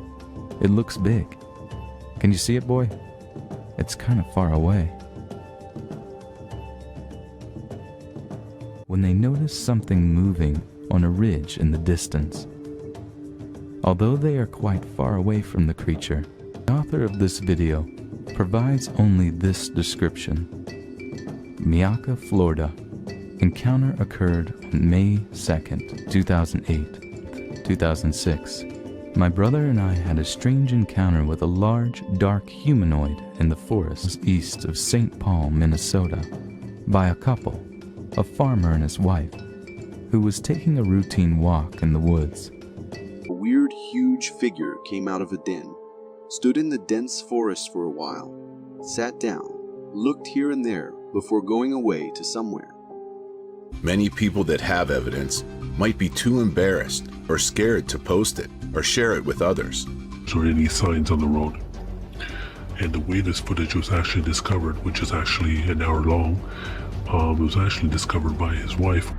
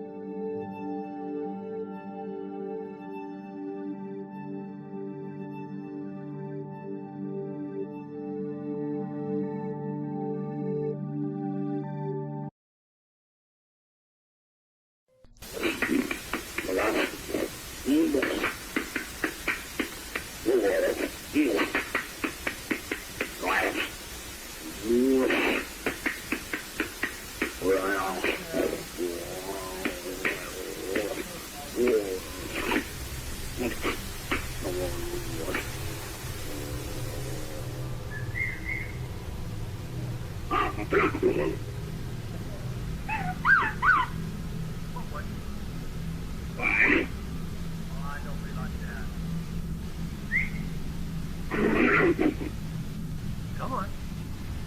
You're not very sociable tonight, now. Come on down. Okay, I'll go back in.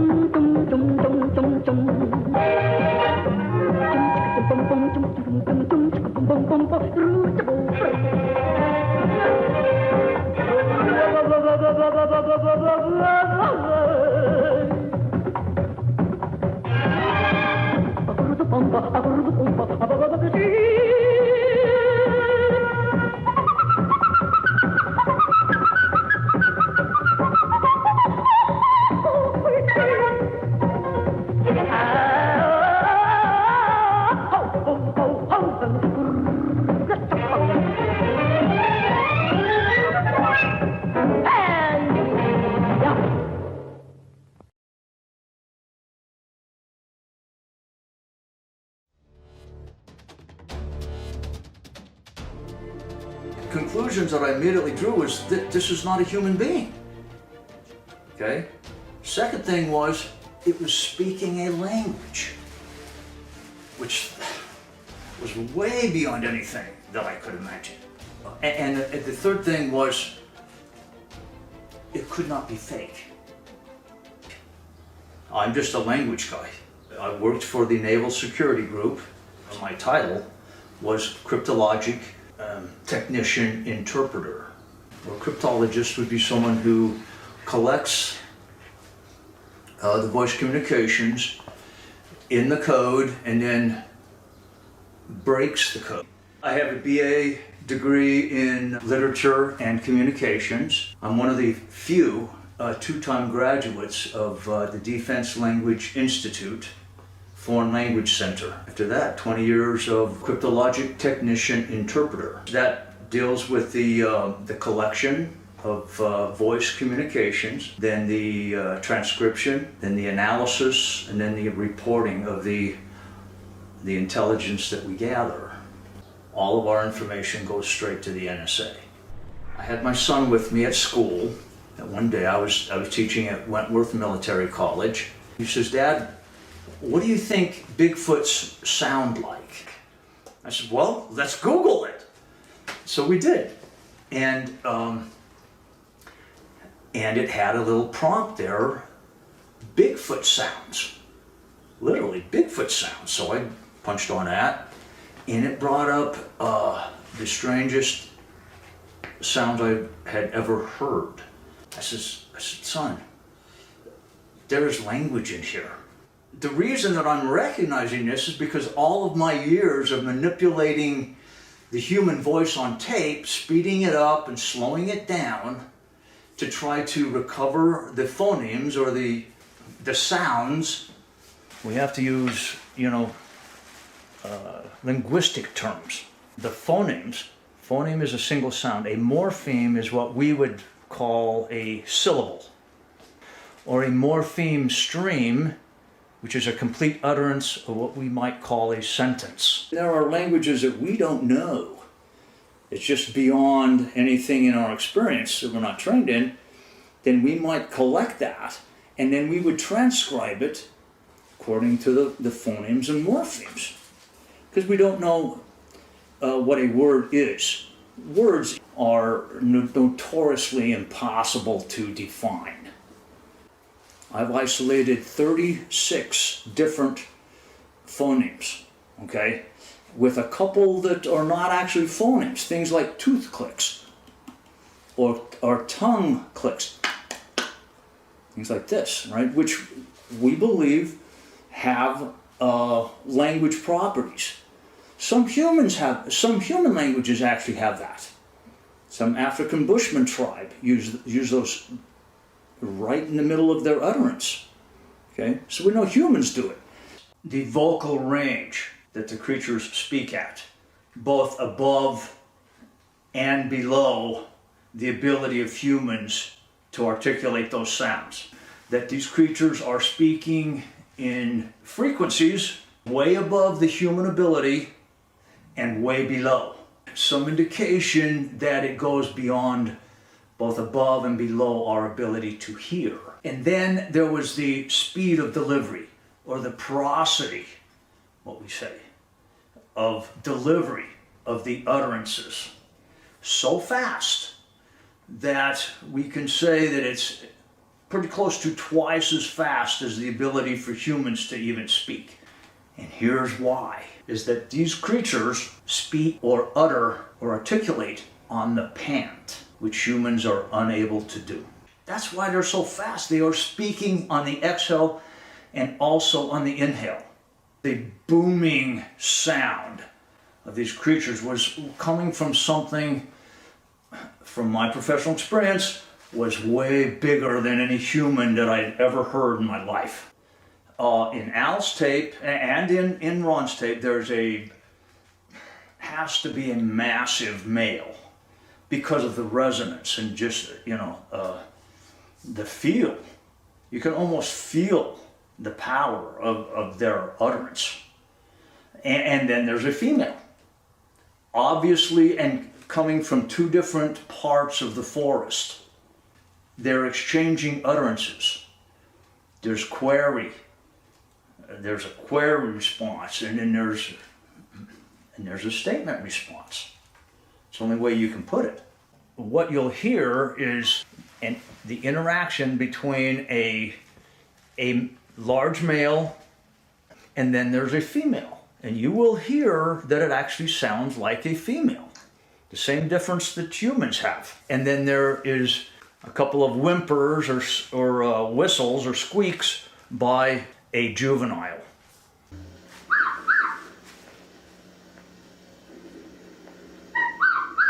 Now that's obviously the juvenile who starts the whole conversation.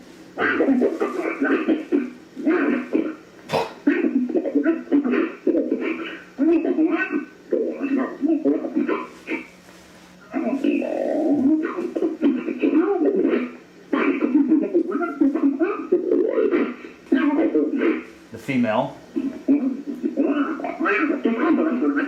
That's the female. It's also the female. You will be able to hear the difference. There. That was an exchange between the two.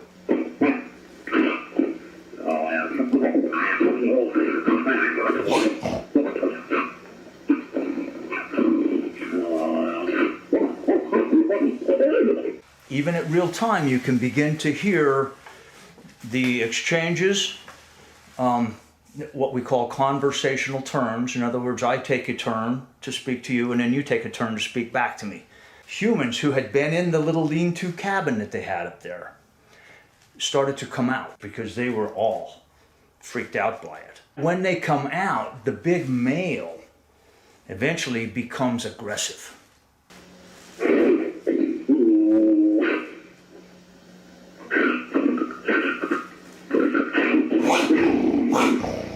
Now here is when he begins to get really aggressive, and he kind of builds himself up into a rage, because what happened with the humans, they don't go immediately back into the cabin, into the lean-to.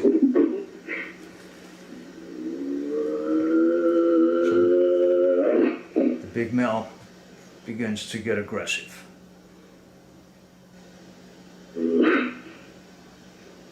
Probably in an attempt to, just like a human would, try to scare, intimidate.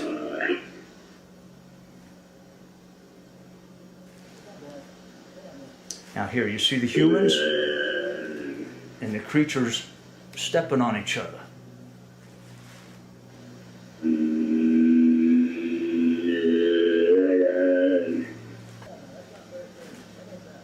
Here are the humans. They're not going back in yet, which really makes him mad. Here we go.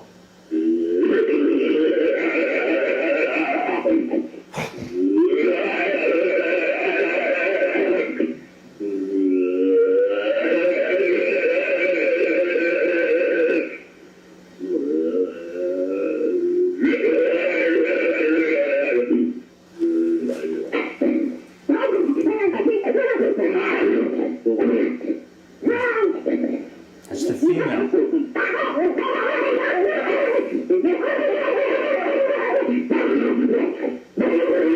The male.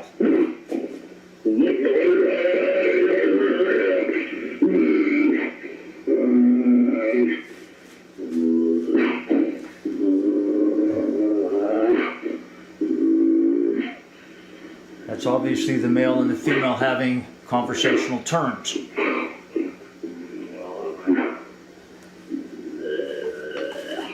Because he becomes so aggressive that she comes in and it's almost like she's saying, hey, she calms him down, apparently. Because he slowly composes himself and then they move on, right? And I like to joke that it sounds like an old married couple. We have query inflection in these tapes. In other words, one of the creatures actually makes it sound like a question inflection. It actually goes up and in, just like humans do. You actually hear this different inflection in their language. But these creatures are articulating with it and exactly the same apparatus that we have. The same tracheal tree, the vocal cavity with the tongue, the teeth, the lips, right? They make all of the same sounds as we do. We know that the lesser apes cannot do it because they don't have the apparatus. Now, in this particular little clip, you can also hear what we would call in human language a terminal expression. Many human languages have it. Chinese, for instance, once you speak a sentence or an utterance, they end with articulation that means I'm done speaking. It's almost like CB radio. These creatures do is they'll say the utterance, now we'll go on. So we've called this a terminal expression or a terminal utterance. When they're done speaking, that kind of gives the other person the clue to, hey, it's your turn. And you'll hear this throughout. They'll also have what I call a terminal snarl. They'll go, and sometimes it stands alone. I've heard this out in the woods myself 12 times in different places, from Missouri to the top of the Sierras. I've called it a concession snarl because it seems to come when you're out, and you'll hear it here, when you're out in the woods and you're trying to talk to them, and it's like they're just trying to be nice and give you something. You've got an exhale, and then you've got a pant snarl. Like this, right? This is not human. It's not a human. They're speaking a language, and it's not fake.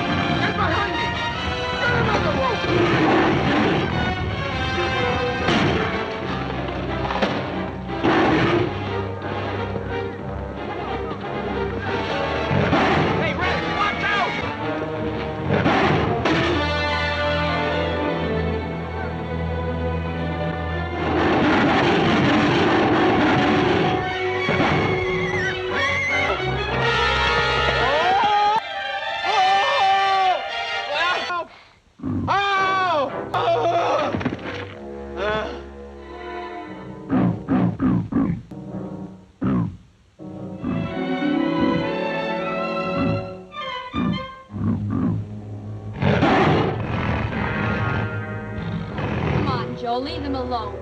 We're going home.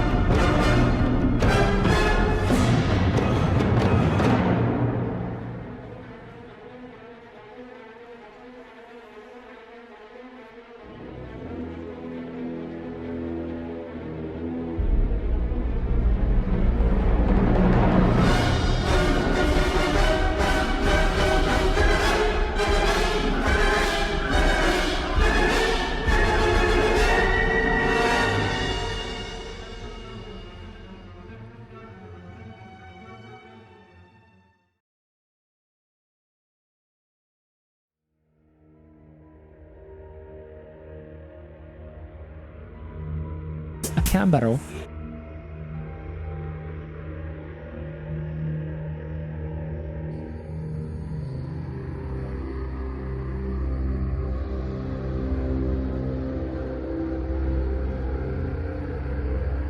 This collection is something you have to see to believe it. It's like Jurassic Park made out of clay. Now, I've seen pictures of mythological beasts, and I've seen figurines of them, but none of them are as detailed and naturalistically represented as these. Look at that. Where did this ancient tribe get the knowledge of these things?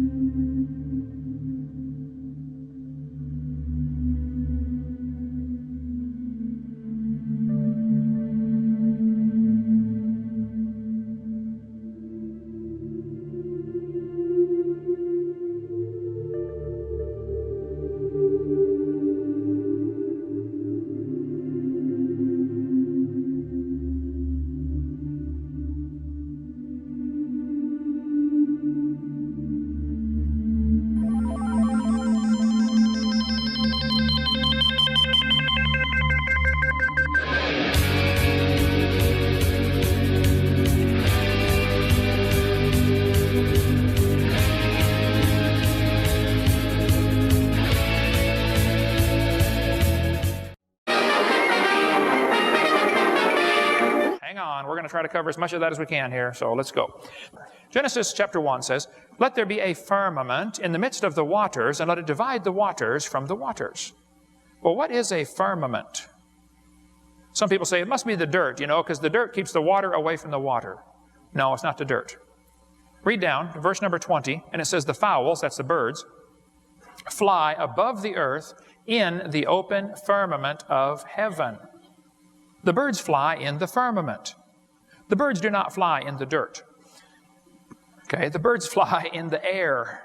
So the first heaven is telling us right here is where the birds fly. Verse 7 says, "God made the firmament and divided the waters which were under the firmament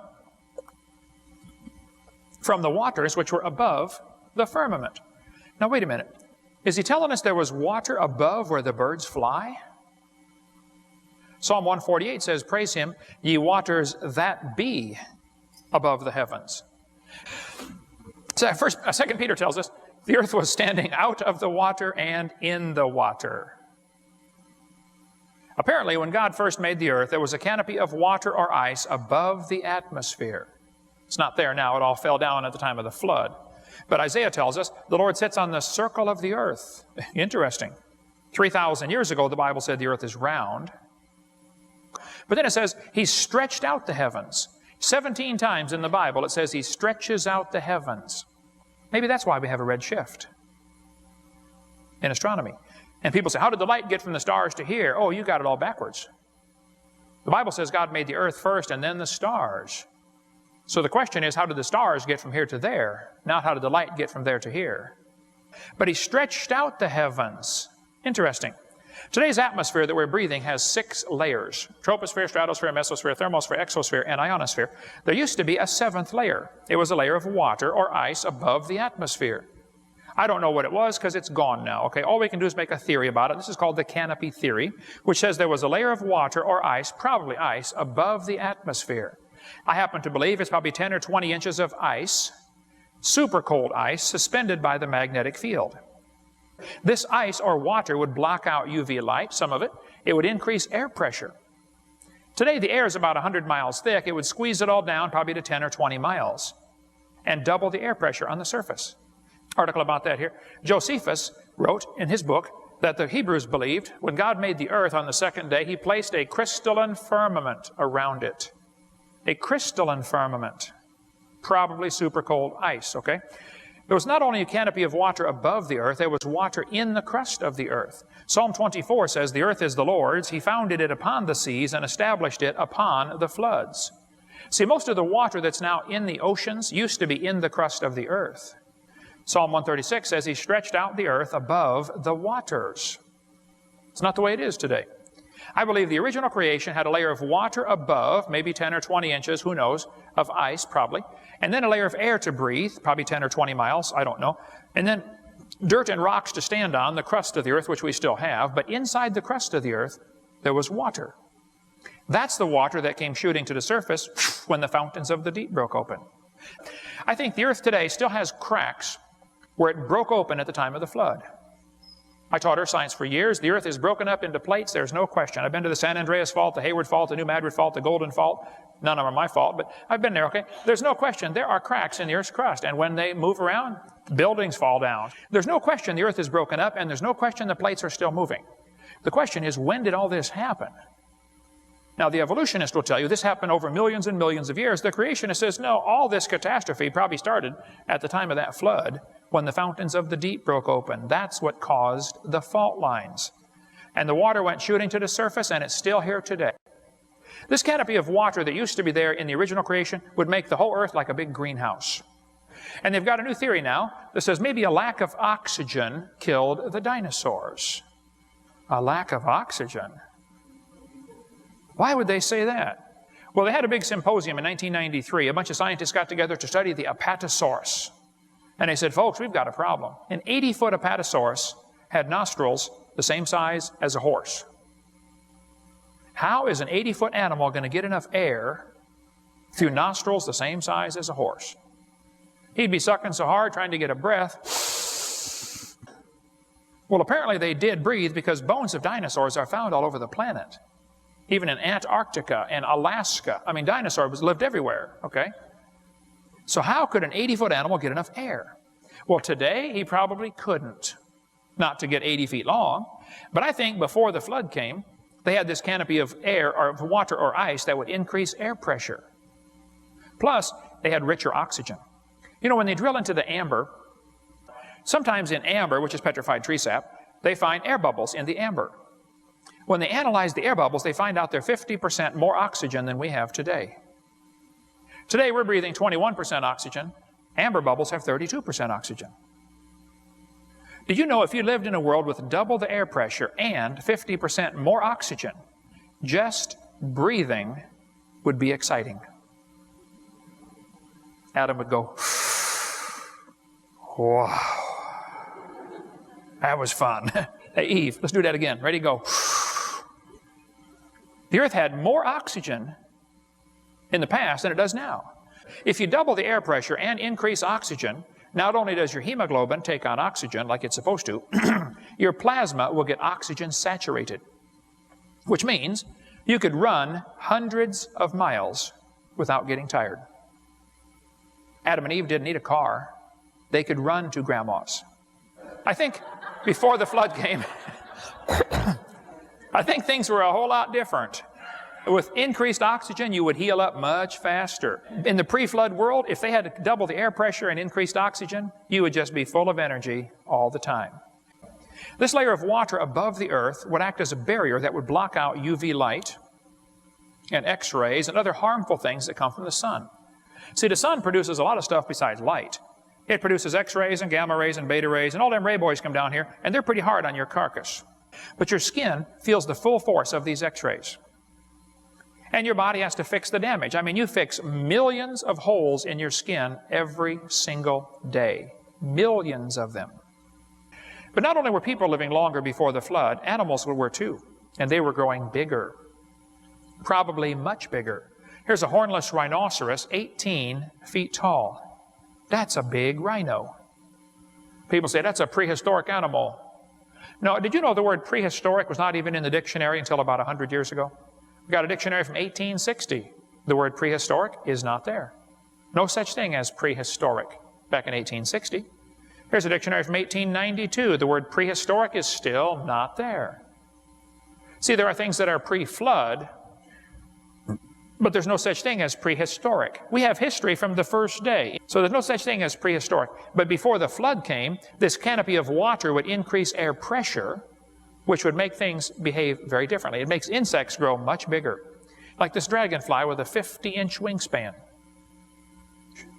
Cockroaches get pretty good size today, but did you know giant cockroaches have been found, 18-inch long cockroach fossils?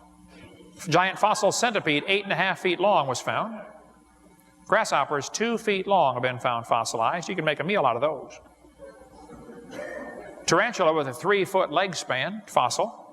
60-foot cattail fossils have been found. A donkey 9 feet high, from Texas, of course. Everything's bigger in Texas. Okay? Giant sloths obviously lived on the planet. Now you're going to be told that was millions of years ago. No, it wasn't. It was just before the flood came. Buffalo were found with horn spans up to 12 feet. Elk with 12-foot antlers. Fossil kangaroos have been found 10 feet tall. And fossil wombat, the size of a mini. Here's a fossil of a guinea pig that was 1,500 pounds. That's a big guinea pig. Birds have been found 13 feet tall. Increasing air pressure means more gas gets into the water, and fish have to breathe in the water through their gills. So if you had more gas dissolved in the water from greater air pressure, now the fish can get bigger. And you can get a lot more fish per cubic mile. Today, if a shark has a tooth about 1 inch long, it indicates the shark was probably about 15 feet long. Did you know fossil sharks' teeth are found indicating sharks used to get 80 feet long on this planet? Can you imagine an 80-foot shark? The movie Jaws had a 25-foot shark. You'd have to use Jaws for bait to catch one of these megalodons. Turtles got pretty good size. That's a big turtle on the left. Oysters were found 2 miles above sea level. 11-foot oysters weighing 600 pounds, 2 miles above sea level in the Andes Mountains. When they climbed Mount Everest, they found petrified clams on top of Mount Everest. Interesting thing about these clams, they're petrified and they're closed. Now, I'd like to point out, Mount Everest is a little ways from the beach, about 450 miles to the beach. And when a clam dies, it opens. You can walk along the beach and find 1 million seashells. You hardly ever find a matched pair. And you never find them closed if they're dead. They open right away. How do you get petrified closed clams on top of Mount Everest? Reptiles never stop growing. It's a simple fact. Most reptiles never stop growing. They grow all their life. What would happen to a reptile if you put him in the Garden of Eden and let him live to be 900 years old? You'd have a big lizard. A really big lizard. Dinosaurs were big lizards that lived with Adam and Eve before the flood came. You can get these Jackson chameleons right now at the pet store. What's he going to look like at about 15 tons? Probably some kind of triceratops. Dinosaur means terrible lizard, and dinosaurs lived with humans all through history. They just had a different name for them. But dinosaur bones and human bones have been found together. Dinosaur bones were found in the same rock strata as these fossilized human hands. The geologic column represents the history of the earth, and that the Carboniferous era is when coal formed. That's baloney. Coal formed at the time of the flood because that world was buried. Okay? They found a gold chain inside a lump of coal back in 1881 in Illinois. This iron pot found inside a lump of coal. This thing found inside solid rock, supposed to be 600 million years old. What is the truth about the cavemen? Where do cavemen fit into this picture anyway? I mean, if the Bible's true and the earth's only 6,000 years old, what about the cavemen? The Bible says before the flood came, they lived to be over 900 years old and probably didn't wrinkle. No, they really were living to be 900, and they got bigger. Here's a skeleton of a man 11 foot 6 inches tall. Well, long, not tall. He's laying down now. 11'6". Roman Emperor Maximus was 8 foot 6 2,000 years ago, where we get our word maximum from. A 9 foot 8 inch skeleton was found in Indiana. 2 skeletons 9 feet tall found in Virginia City. This is a giant block of rock. Who on earth is moving these things? Consider that's a camel in front of it for scale. Who's cutting and moving these things? This is a 39-pound axe head. Swing a 10-pound sledge for a few minutes and see why I'm wondering who's swinging a 39-pound axe head. This is a stone designed to be held between the thumb and finger for chipping. This skull used to be on display in Winnemucca, Nevada until a few years ago when they took it down. It's in the basement. You have to specially ask to see it. A giant human skull. Here's a normal human thumb bone. Underneath is a giant human thumb bone. These jaw bones are on display at a hotel in Turkey. 6.5 inches across the TMJs. Any one of you could put your head inside the jaw and bounce it around. Giants were on the earth in those days. That's what the Bible says. There were giants here. Evolution teaches we're getting better, and someday we're going to become God. The facts are, we're getting worse. Things are falling apart. We now have an incredible genetic load. We are mentally and physically deficient compared to Adam and Eve. Things are not getting better. Is it possible for an ape-like creature to turn to a human? Was your ancestor an ape-like creature? I don't think so. Let's talk about a few of the so-called cavemen. Nebraska man was used for years as evidence for evolution. All they found for Nebraska man was one tooth. That is the entire Nebraska man right there. One tooth. Then they built an entire man from that one tooth and later made him a wife. Now you have to really be good to know what his wife looks like from his tooth. Later they found out the tooth actually came from a pig. There's the real Nebraska man right there. How about Piltdown Man, named after the gravel pit it was found in Piltdown, England. Somebody took a human skull and an ape's jaw, they filed them down and fooled everybody. In 1912, they discovered the Piltdown Man. It was in the New York Times. Darwin theory proved true from the Piltdown Man. Piltdown Man was a hoax. It was a fraud.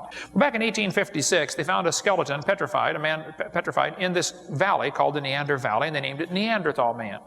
The back was bent over and said, oh wow, maybe he's slowly evolving, he's coming up. Well, they've known from the very beginning it was an old man with arthritis who's slowly going down. He's not coming up at all. He's headed down. But they still keep him in the textbooks. About 300 Neanderthals have been found. Their brains are bigger than ours. Their bone structure was incredibly strong. They said they had so many muscles that the average Neanderthal could probably pick up the average NFL linebacker and fling him over the goalpost. Phenomenal strength in the Neanderthals. These Neanderthals are just perfectly normal humans that are living to really great age. See, before the flood came, the people lived to be 900. After the flood, lifespans dropped off to 400, and then 200, and then 100. But that's still a long time to live. And it's a simple fact, the bones of your eyebrow ridge never stop growing. So if you could live to be 300 or 400 years old, your eyebrow ridge would stick way out. People today that use their jaws a lot, like the Aborigines in Australia are always using their jaws as a vice. They don't carry a toolbox with them. Their eyebrow ridge sticks out really far because of the chewing muscles. It pulls on the bone. The Neanderthals are perfectly normal human that are living to be 200 or 300 years old. That's all they are. Their brain's bigger than ours. They're not subhuman at all. They're just really old human. There's an Aborigine on the far left over there. See the eyebrow ridge sticking out? That's from chewing or using your jaw muscles a lot. You find bones in the dirt, you don't know it's the daddy of anybody. It's just the mother of all mammals from the Smithsonian. If you find bones, you don't know if it's the mother of anything. See, if you find fossil in the dirt, all you know is it died. You couldn't prove it had any kids, and you sure couldn't prove it had different kids. And why would you think a bone you found in the dirt can do something animals today cannot do, which is produce something other than their kind? Charlie Darwin said, "I'm bewildered. I had no intention to write atheistically.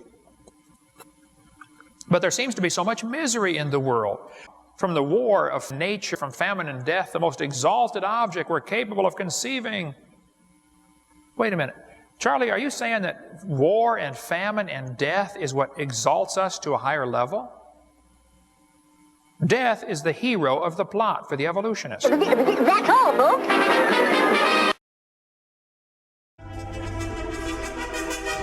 Many millions of years ago, a race of hyper-intelligent, pan-dimensional beings got so fed up with the constant bickering about the meaning of life that they commissioned two of their brightest and best to design and build a stupendous supercomputer to calculate the answer to life, the universe, and everything. Oh, Deep Thought. We want you to tell us the answer. The answer to life, the universe, everything. We'd really like an answer. Something simple. Return to this place in exactly 7.5 million years. Good evening.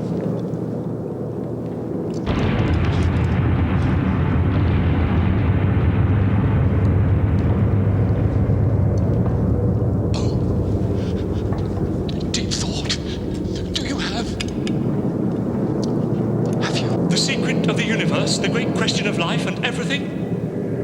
Yes. And are you ready to give it to us? I am.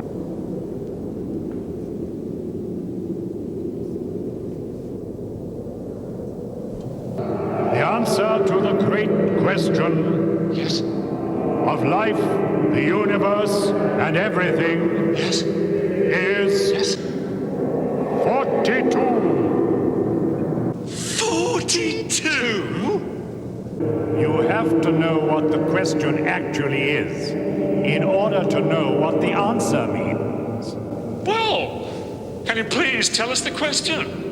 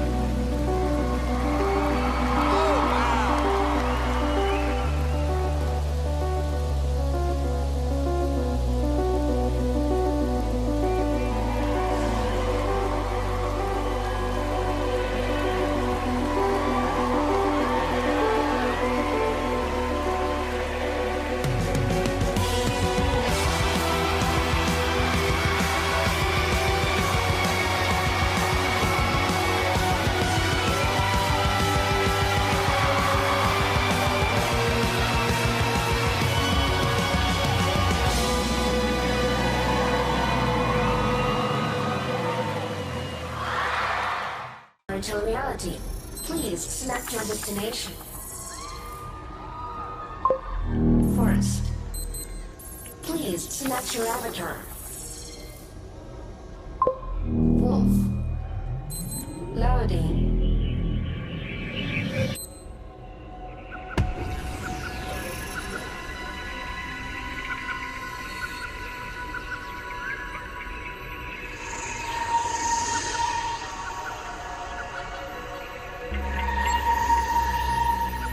That's cool.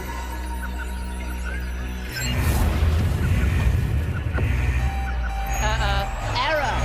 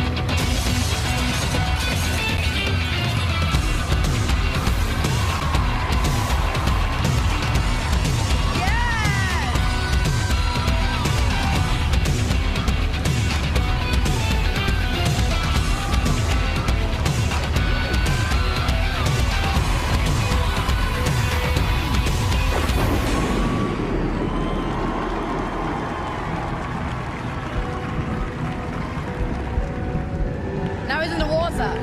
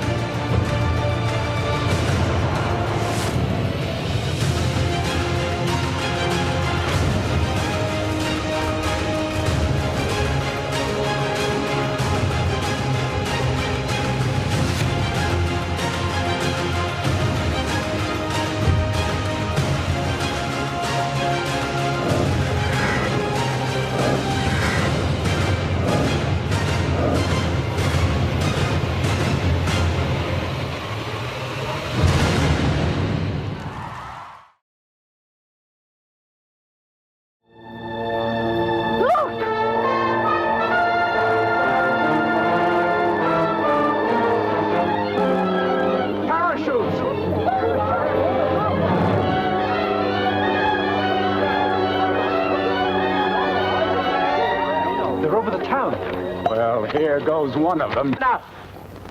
There will be none. Halt! Cry, face! Ready! Aim! Fire!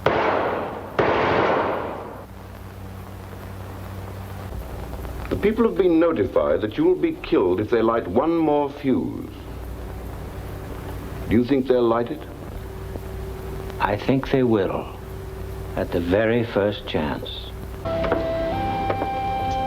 I suppose they'll kill you too. There are 10 of us altogether. Really, that many? You must be getting scared. You know, Albert, I'm a little man, and this is a little town. But there must be a spark in little men that can burst into flame. You remember in school, a long time ago, that time I delivered the Socrates denunciation? I remember it very well. It's like that. I was exalted then. I was Socrates.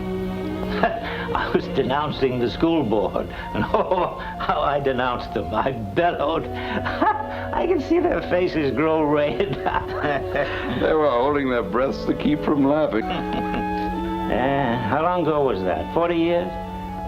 46. Let's see now. How did it go? It starts, and now, O men. That's it. And now, O men who have condemned me, I would fain prophesy to you. I would fain prophesy to you, for I am about to die.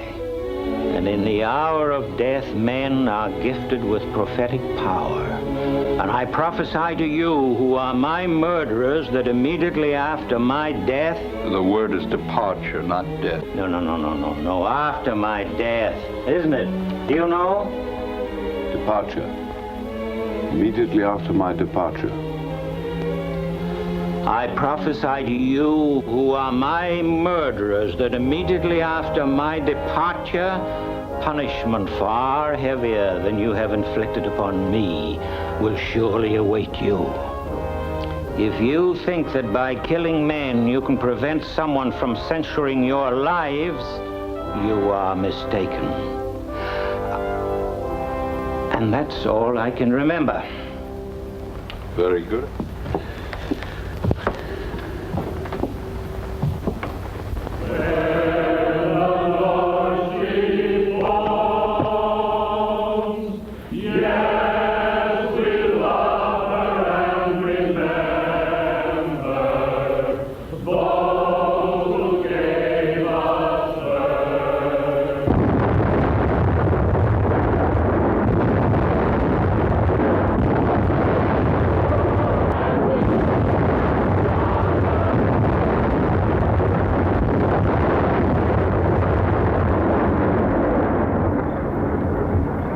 How did it go about the flies?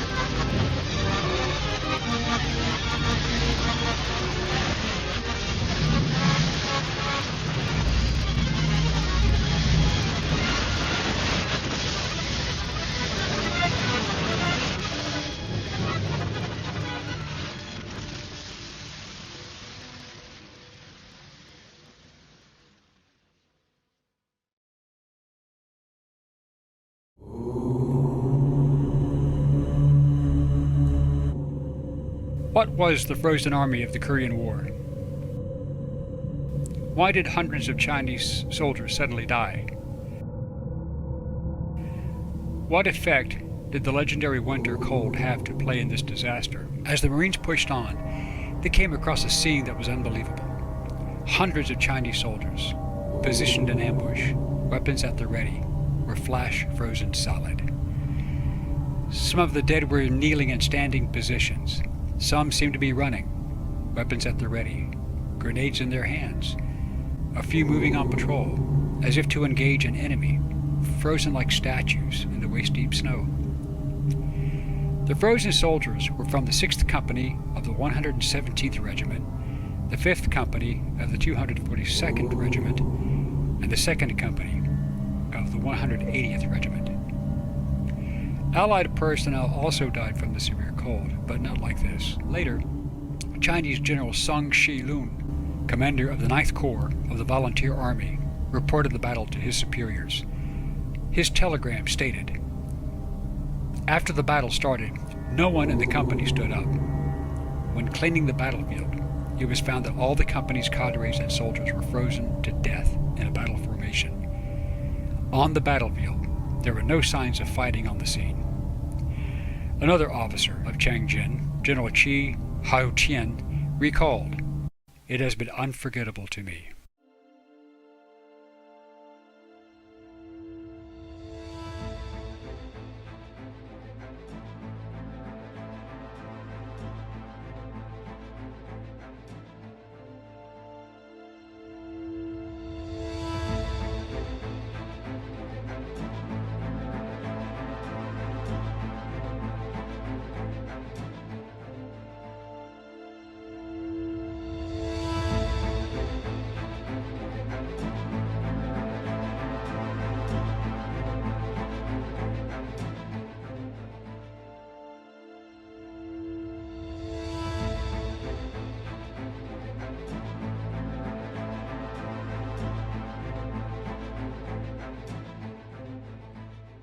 The discovery of the frozen Chinese troops presented a one-of-a-kind task, which was to figure out how to preserve these fragile bones while also deciphering the historical and cultural value.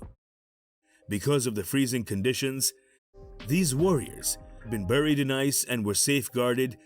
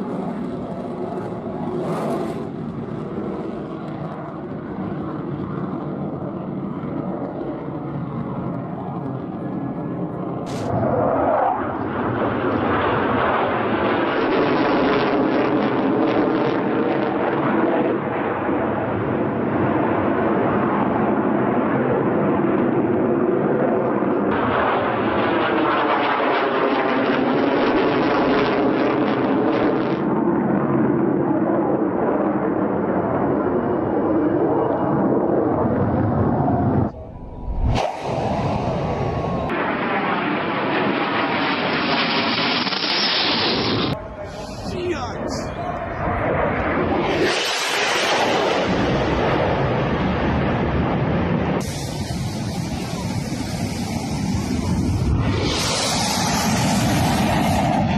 is. Here it is.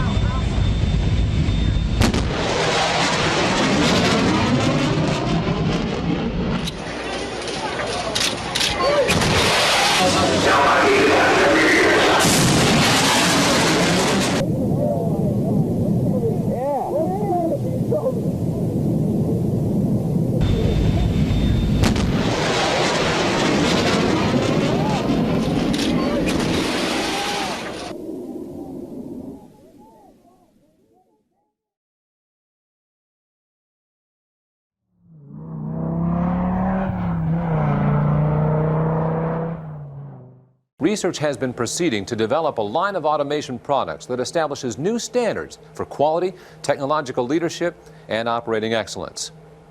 It's available soon. Now they deliver to us what will be the next milestone in Chrysler's engineering history. For a number of years now, work has been proceeding in order to bring perfection to the crudely conceived idea of a transmission that would not only supply inverse reactive current for use in unilateral phase detractors, but would also be capable of automatically synchronizing cardinal grammeters. Such an instrument is the turboencabulator.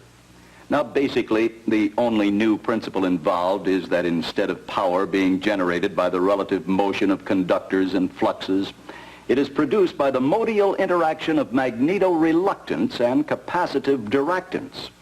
The original machine had a base plate of prefamulated amulite surmounted by a malleable logarithmic casing in such a way that the two spurving bearings were in a direct line with a panametric fam. The latter consisted simply of 6 hydrocoptic Marsal vanes so fitted to the ambifacient lunar wane shaft that side fumbling was effectively prevented. The main winding was of the normal Lotus O-delta type placed in panendermic semi-boloid slots of the stator, every 7th conductor being connected by a non-reversible Tremie pipe to the differential girdle spring on the up end of the Grammys. The turboencabulator has now reached a high level of development, and it's being successfully used in the operation of Nofertronians. Moreover, whenever a fluorescent score motion is required, it may also be employed in conjunction with a drawn reciprocation dingle arm to reduce sinusoidal repleneration. It's not cheap, but I'm sure the government will buy it. Thanks, Bud. Now that we know how the turboencabulator works, let's take a closer look at its diagnosis and service. We have removed the casing to expose the heart of the turboencabulator, the magnetoreluctance modial interactor. Since little or nothing is known about the principles involved in magnetoreluctance, diagnosing faults can be a problem. Connect the DRB2 to the aft end of the MOXIE interrupter using special adapter WUPD2, making sure the osmolality of the phase detractors is not extrapolated. Begin the test by selecting model year, transmission systems, and turboencabulator run test. The most common fault is sigmoid rumbling below the belt line, which the customer will refer to as a burping or even a hiccuping noise. To service this fault, refer to the Turboencabulator Diagnostic Procedures Manual and Songbook and perform test TE10. Using the Geiger scale on the DRB2, measure the wrench-in output of the capacitive reactance flux muster. If it is above 10 RGs, replace the unit. If it is below 10 RGs, you will be directed to perform a series of tests that will effectively raise the billable hours for the service department, but will perform no other useful function. All other faults should be treated as if they do not exist, and the customer should be told that the burping or hiccuping is normal and is caused by too much gas in the fuel system. Well, that's about it for this month's Master Tech. Be sure to watch next month when we'll cover ashtray operation, diagnosis, and repair. See you then. From all of us, see you then.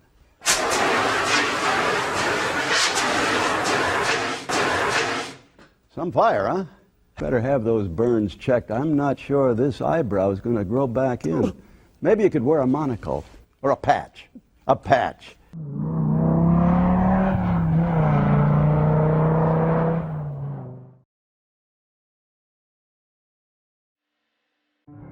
siege tower. A siege tower, which was also known as a breaching tower, was a specialized siege engine designed to protect attackers as they scaled enemy walls. They were built to be the same size as the armaments of the city that was being attacked, and were mounted on 4 wheels so they could be pushed right up to the walls. Inside the towers were a series of ladders that soldiers could easily climb without fear of being shot by archers, and sometimes the siege towers were built a little taller to allow attacking archers to stand on top and shoot arrows down on defending troops. As they were usually made from wood, siege towers were particularly vulnerable to fire, so to prevent this, they were often covered in a flame-proof material such as iron or animal skins. The first record of a siege tower being used was from the 11th century BC by the Babylonians, who would usually construct them from scratch on the battlefield. Various different designs were used depending on the particular conditions of the battle being fought, but most had gangplanks that could be lowered over enemy fortifications, so it was easy for soldiers to run across into the city and start fighting as soon as possible. The taker of cities. In 305 BC, Demetrius I of Macedon laid siege to the island nation of Rhodes, aiming to sever its alliance with his rival, Ptolemy I. During this siege, one weapon in particular struck fear into the hearts of the defenders. The largest siege tower ever built, the Helepolis, stood 130 feet high and 65 feet wide. It was constructed on an 8-wheel platform, with each wheel 15 feet in diameter. The 160-ton tower required 3,400 troops to manually push it into battle, working in coordinated relays. While not the first of its kind, the Helepolis was undoubtedly the most impressive. Clad in iron plating and fireproofed, the tower featured 2 large flights of stairs that enabled an unprecedented number of soldiers to navigate its multiple floors and access or scale defensive walls. Known as the Taker of Cities, the Helepolis was armed with a total of 16 catapults, capable of firing a range of munitions weighing from 30 to 180 pounds, with a secondary armament of 4 dart throwers and a mechanically operated drawbridge for dispatching troops behind enemy defenses. Demetrius' attack aimed to secure a crucial maritime base, control trade routes, and affirm Macedonian supremacy. The siege, showcasing Macedonia's military capabilities, also intended to serve as a demonstration of power to intimidate other states. Despite its formidable design, the Helepolis met an unlikely defeat. The Rhodians undermined its advance by flooding the land before the city, creating a bog that rendered the tower immovable. This strategy forced Demetrius to abandon the siege, leaving behind his mighty weapon as a trophy of war.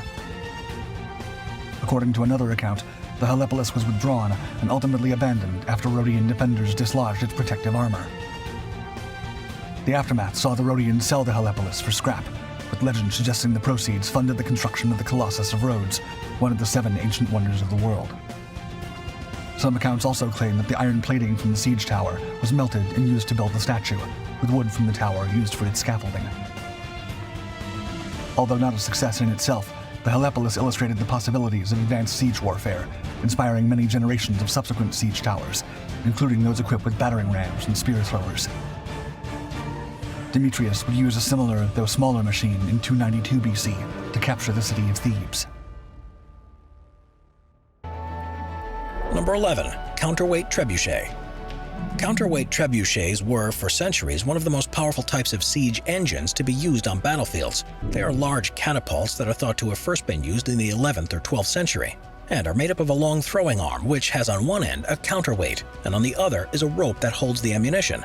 They were fixed weapons, so had to be constructed close to enemy fortifications, but once this was done, they had the ability to launch huge projectiles a surprising distance.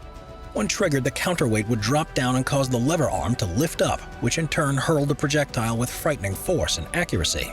The forces on the device that would be exerted meant that it had to be solidly built, often with an A-frame on either side to hold the arm and a counterweight in place.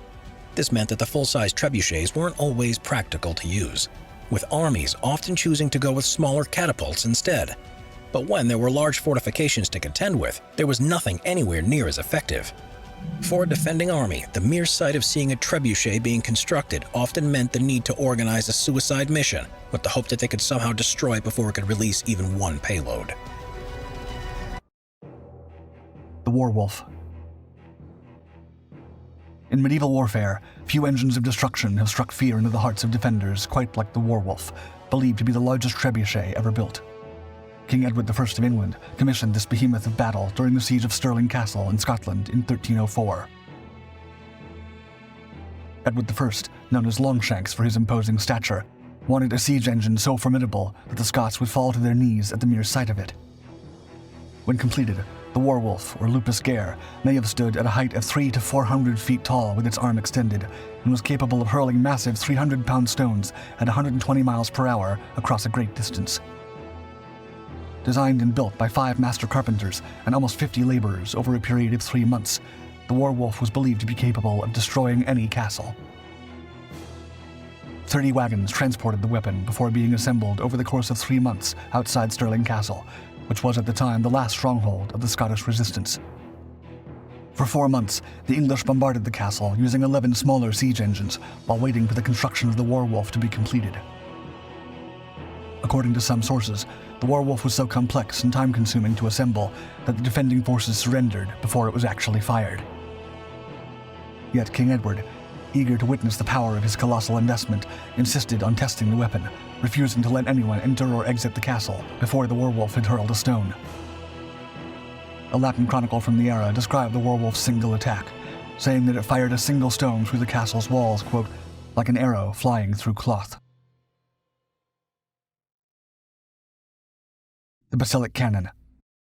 The Basilic, or the Ottoman cannon, which is considered one of the largest and most powerful artillery ever made, a marvel of Turk military engineering.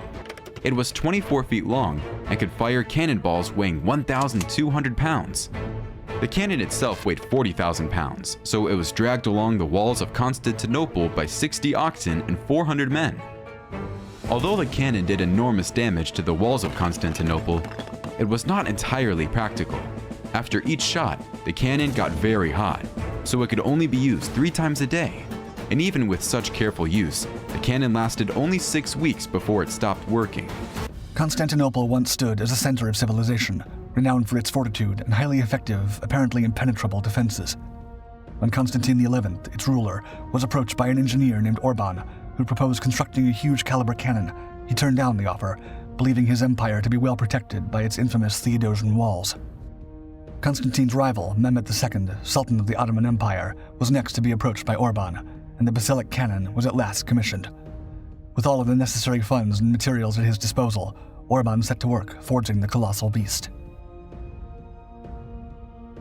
Designed as the centerpiece of a siege, to be supported by a number of smaller cannons, the completed Basilic Cannon measured 27 feet in length, with a 30-inch diameter and an estimated weight of up to 20 tons. It was intricately decorated with Ottoman designs. It was a sight to behold, capable of projecting stone and iron cannonballs over a distance of 1.5 miles. Each ball would have weighed approximately 1,500 pounds, enough to cause monumental damage to the defenses of any stronghold. The Basilic was dragged to Constantinople by 60 oxen and 400 men, and a multi-pronged attack was launched, with a fleet of 110 vessels attacking from the sea and numerous cannons firing from a safe distance on land. The Basilic fired 2 shots on April 24, 1453, destroying Constantinople's inner wall and opening up a gap through which Ottoman troops could move. Over subsequent days, it gradually took the city to pieces, imposing a psychological demoralization on the defenders with its ever-looming threat and deafening sounds. After 6 weeks of firing, the Basilic Cannon was spent, but the siege was a success, and Mehmed II became known as Mehmed the Conqueror. The Basilic Cannon remains one of the most significant weapons ever made, both for its central role in the fall of Constantinople and because it's still the largest caliber cannon ever to be successfully used in battle. In 1807, some bright spark in the Royal Navy decided to sail up the Dardanelles Strait to force Constantinople to surrender to the British. And so it came to pass that the fine vessels of His Majesty's Navy came under fire from a gun that was slightly over 340 years old, called, imaginatively enough, the Dardanelles gun. Cast from bronze in the mid-1400s, this mofo could chuck a 1,000-kilogram iron shot, that's 2,200 pounds in imperial speak, about 1.5 miles, which sounds very impressive, but there were some issues with it. Archimedes' Death Ray, a device that was mounted on the city walls and could set fire to a ship further away than the range of any other weapon. The giant mirror that could set ships on fire from a distance, and modern engineers could not believe in the existence of such a weapon for a long time until they recreated it themselves. A test of the Archimedes heat ray was carried out in 1973 by the Greek scientist Ioannis Sakas. The experiment took place at the Skaramangas naval base outside Athens. On this occasion, 70 mirrors were held up by Greek sailors, each with a copper coating and a size of around 5 to 3 feet. The mirrors were pointed at the plywood mock-up of a Roman warship at a distance of around 160 feet. When the mirrors were focused accurately, the ship burst into flames within a few seconds. The plywood ship had a coating of tar paint. Saka said after the experiment, there was no doubt in his mind the great inventor could have used bronze mirrors to scuttle the Romans.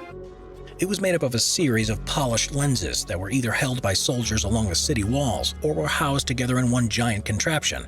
These were used to channel the sun's rays into a very thin and powerful beam that simply needed to be directed at the sails of an enemy ship. It generated intense heat in such a short space of time that the sails would have appeared to ignite virtually instantaneously, and it would have most likely caused the entire vessel to burst into flames and sink. According to Roman historians, it was this weapon that eventually convinced the empire to stop trying to take control of Syracuse, and instead try to ally with them to share their technologies.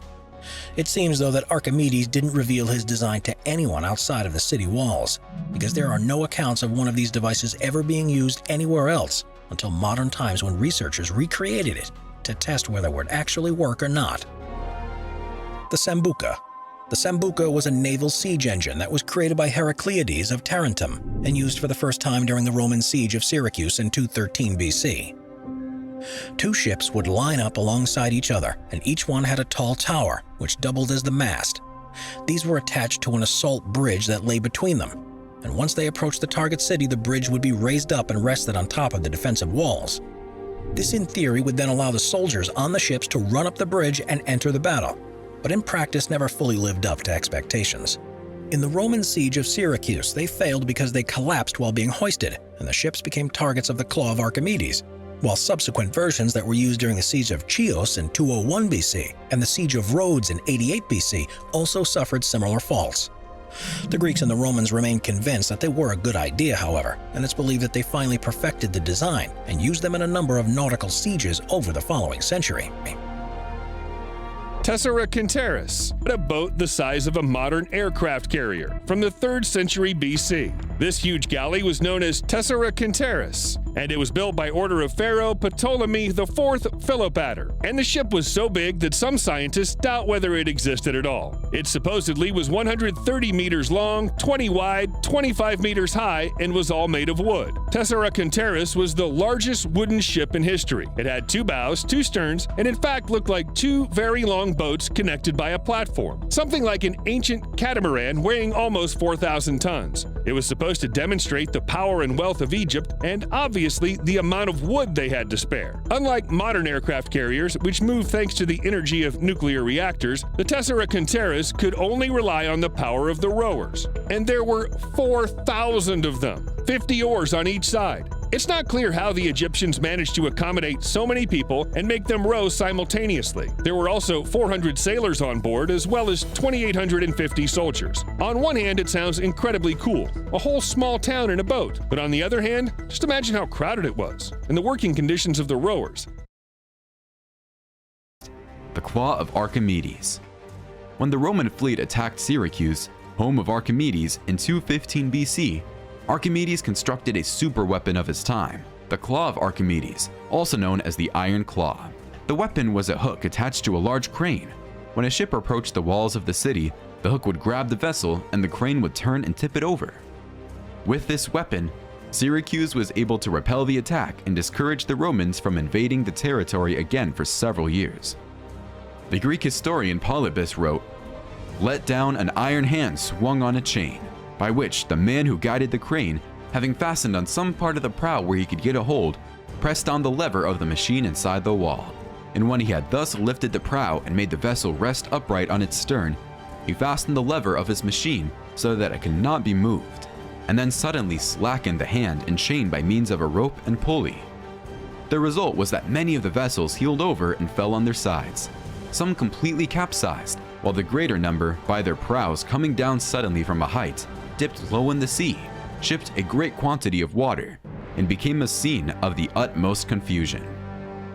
The accounts of ancient historians seem to describe it as a sort of crane equipped with a grappling hook that was able to lift attacking ships partly out of the water. that either cause the ship to capsize or suddenly drop it. These machines featured prominently during the Second Punic War in 214 BC, when the Roman Republic attacked Syracuse with a fleet of at least 120 quinqueremes under Marcus Claudius Marcellus.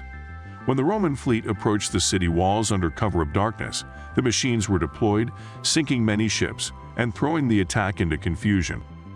Historians such as Polybius and Livy attributed heavy Roman losses to these machines, together with catapults, also devised by Archimedes. The claws were deployed and blamed for significant Roman losses. The Boeotian flamethrower. Believed to have been the first flamethrower to have ever been used, the Boeotian flamethrower was a device that was used for the Peloponnesian War in 420 BC. This was a time when Greek city-states battled the Spartans, and any technological edge had the capability of turning the tide of war. The flamethrower itself was made up of an iron beam which had been scooped out and had a cauldron hanging from a chain at one end and a bellow at the other. The cauldron would be filled with a mixture of lit coal, sulfur, and tar, and a small hollow pipe fed into its center. It was a huge device, and when the operator used the bellow, which involved them sitting on top of it, the air would blow out into the cauldron and provide a burst of oxygen, which in turn would create huge flames. They were extremely effective against cities with wooden walls, and would soon burn them to ash along with any enemy troops that were nearby at the time. But the flamethrowers were also effective against stone-walled cities too. In these cases, the temperatures achieved by the flamethrower would be so intense that the stone would begin to crack, and these weaknesses would then be exploited by a mixture of vinegar, urea, and other corrosive substances to create larger structural defects that would eventually cause them to collapse. Greek fire. It was first reportedly used by the Byzantine Empire in the year 672 and was essentially an incendiary weapon that was used to set wooden ships ablaze. Quite how this was done isn't known for sure, but researchers believe a device was used to launch a chemical compound into the water, likely one that contained naphtha and quicklime, and would burst into flames upon impact. It would continue burning on the water, and according to records, was the reason behind a number of the empire's military victories, and was crucial for their defense of Constantinople during the first and second Arab sieges of the city. Pontic warriors used something similar in the 1st century BC against the Roman Empire, but that napalm was perfected much later, around the 7th century AD. The Byzantines put special flamethrowers on their ships, through which the Greek fire was fed, and used this superweapon until the fall of Constantinople. Historical documents describe that the mixture had a jelly-like structure, instantly ignited and burned even on water. The potency of the Greek fire was also felt by the Kievan Rus warriors who regularly raided the territories of the Byzantine Empire in the 8th to 9th centuries. During the defense of Constantinople against Arab and Persian invaders, Byzantine warriors used Greek fire to create a wall of fire around the city, through which the enemy had difficulty penetrating. When enemies besieged cities and fortresses, Greek fire was used to protect walls and attack enemies. This weapon was especially useful for defending against enemy soldiers trying to climb the walls, because it could be aimed at them and set them on fire. Greek fire was such a powerful weapon that its composition was carefully guarded as a state secret, and after the fall of the Byzantine Empire, the secret was lost forever. However, records show that it contained a potent mixture of oil, quicklime, and other unknown ingredients. This combination is believed to have made it one of the most flammable and dangerous substances of its time. With this weapon in their possession, the Byzantines were able to repel invaders and hold their ground during the defense of their capital, Constantinople.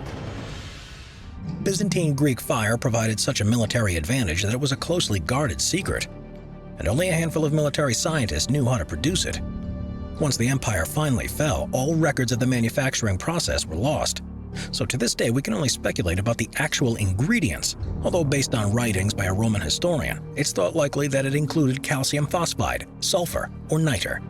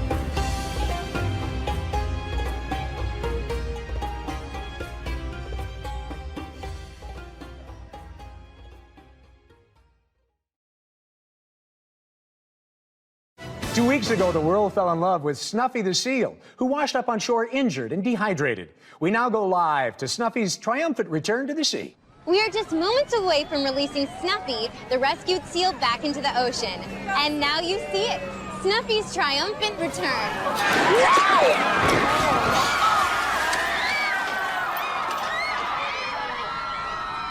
Holy Danger excites me, but I can't fully enjoy it when I smell like fear and body odor, so I prepare myself with a manly scent of Old Spice Danger Zone.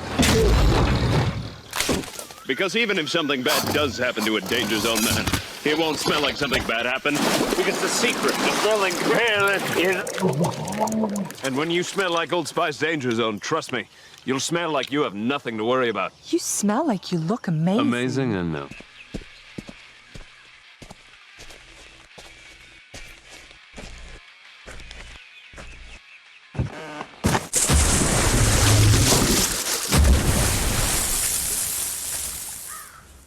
Strange going on. Over 1,000 people insist they've seen something in Loch Ness. And yet when science is applied, like this expedition here, what's going on? I don't believe it. I don't believe it. Do you see that? There. Oh my.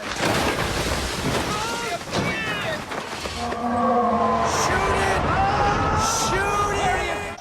Bill's got a very tough lie here. Looks like we have some sort of sea monster in the water hazard here. I believe that's a kraken, Bruce. It looks like he's going to go with the 9-iron. That may not be enough club. Well, he's definitely going to lose a stroke on this hole. If you're a golf commentator, you whisper. It's what you do. If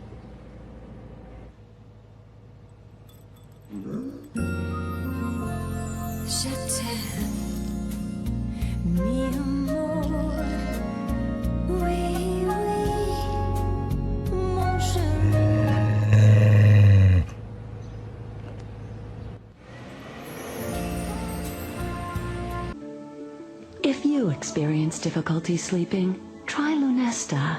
It's the sleep aid that will help you get the rest you need.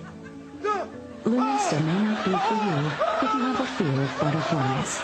But face it, if you're scared of a little butterfly, a sleep disorder is the least of your problems. Testosterone is what you need. You should not take Lunesta if you sleep near an open window. Lunesta. It's not for little wussy boys.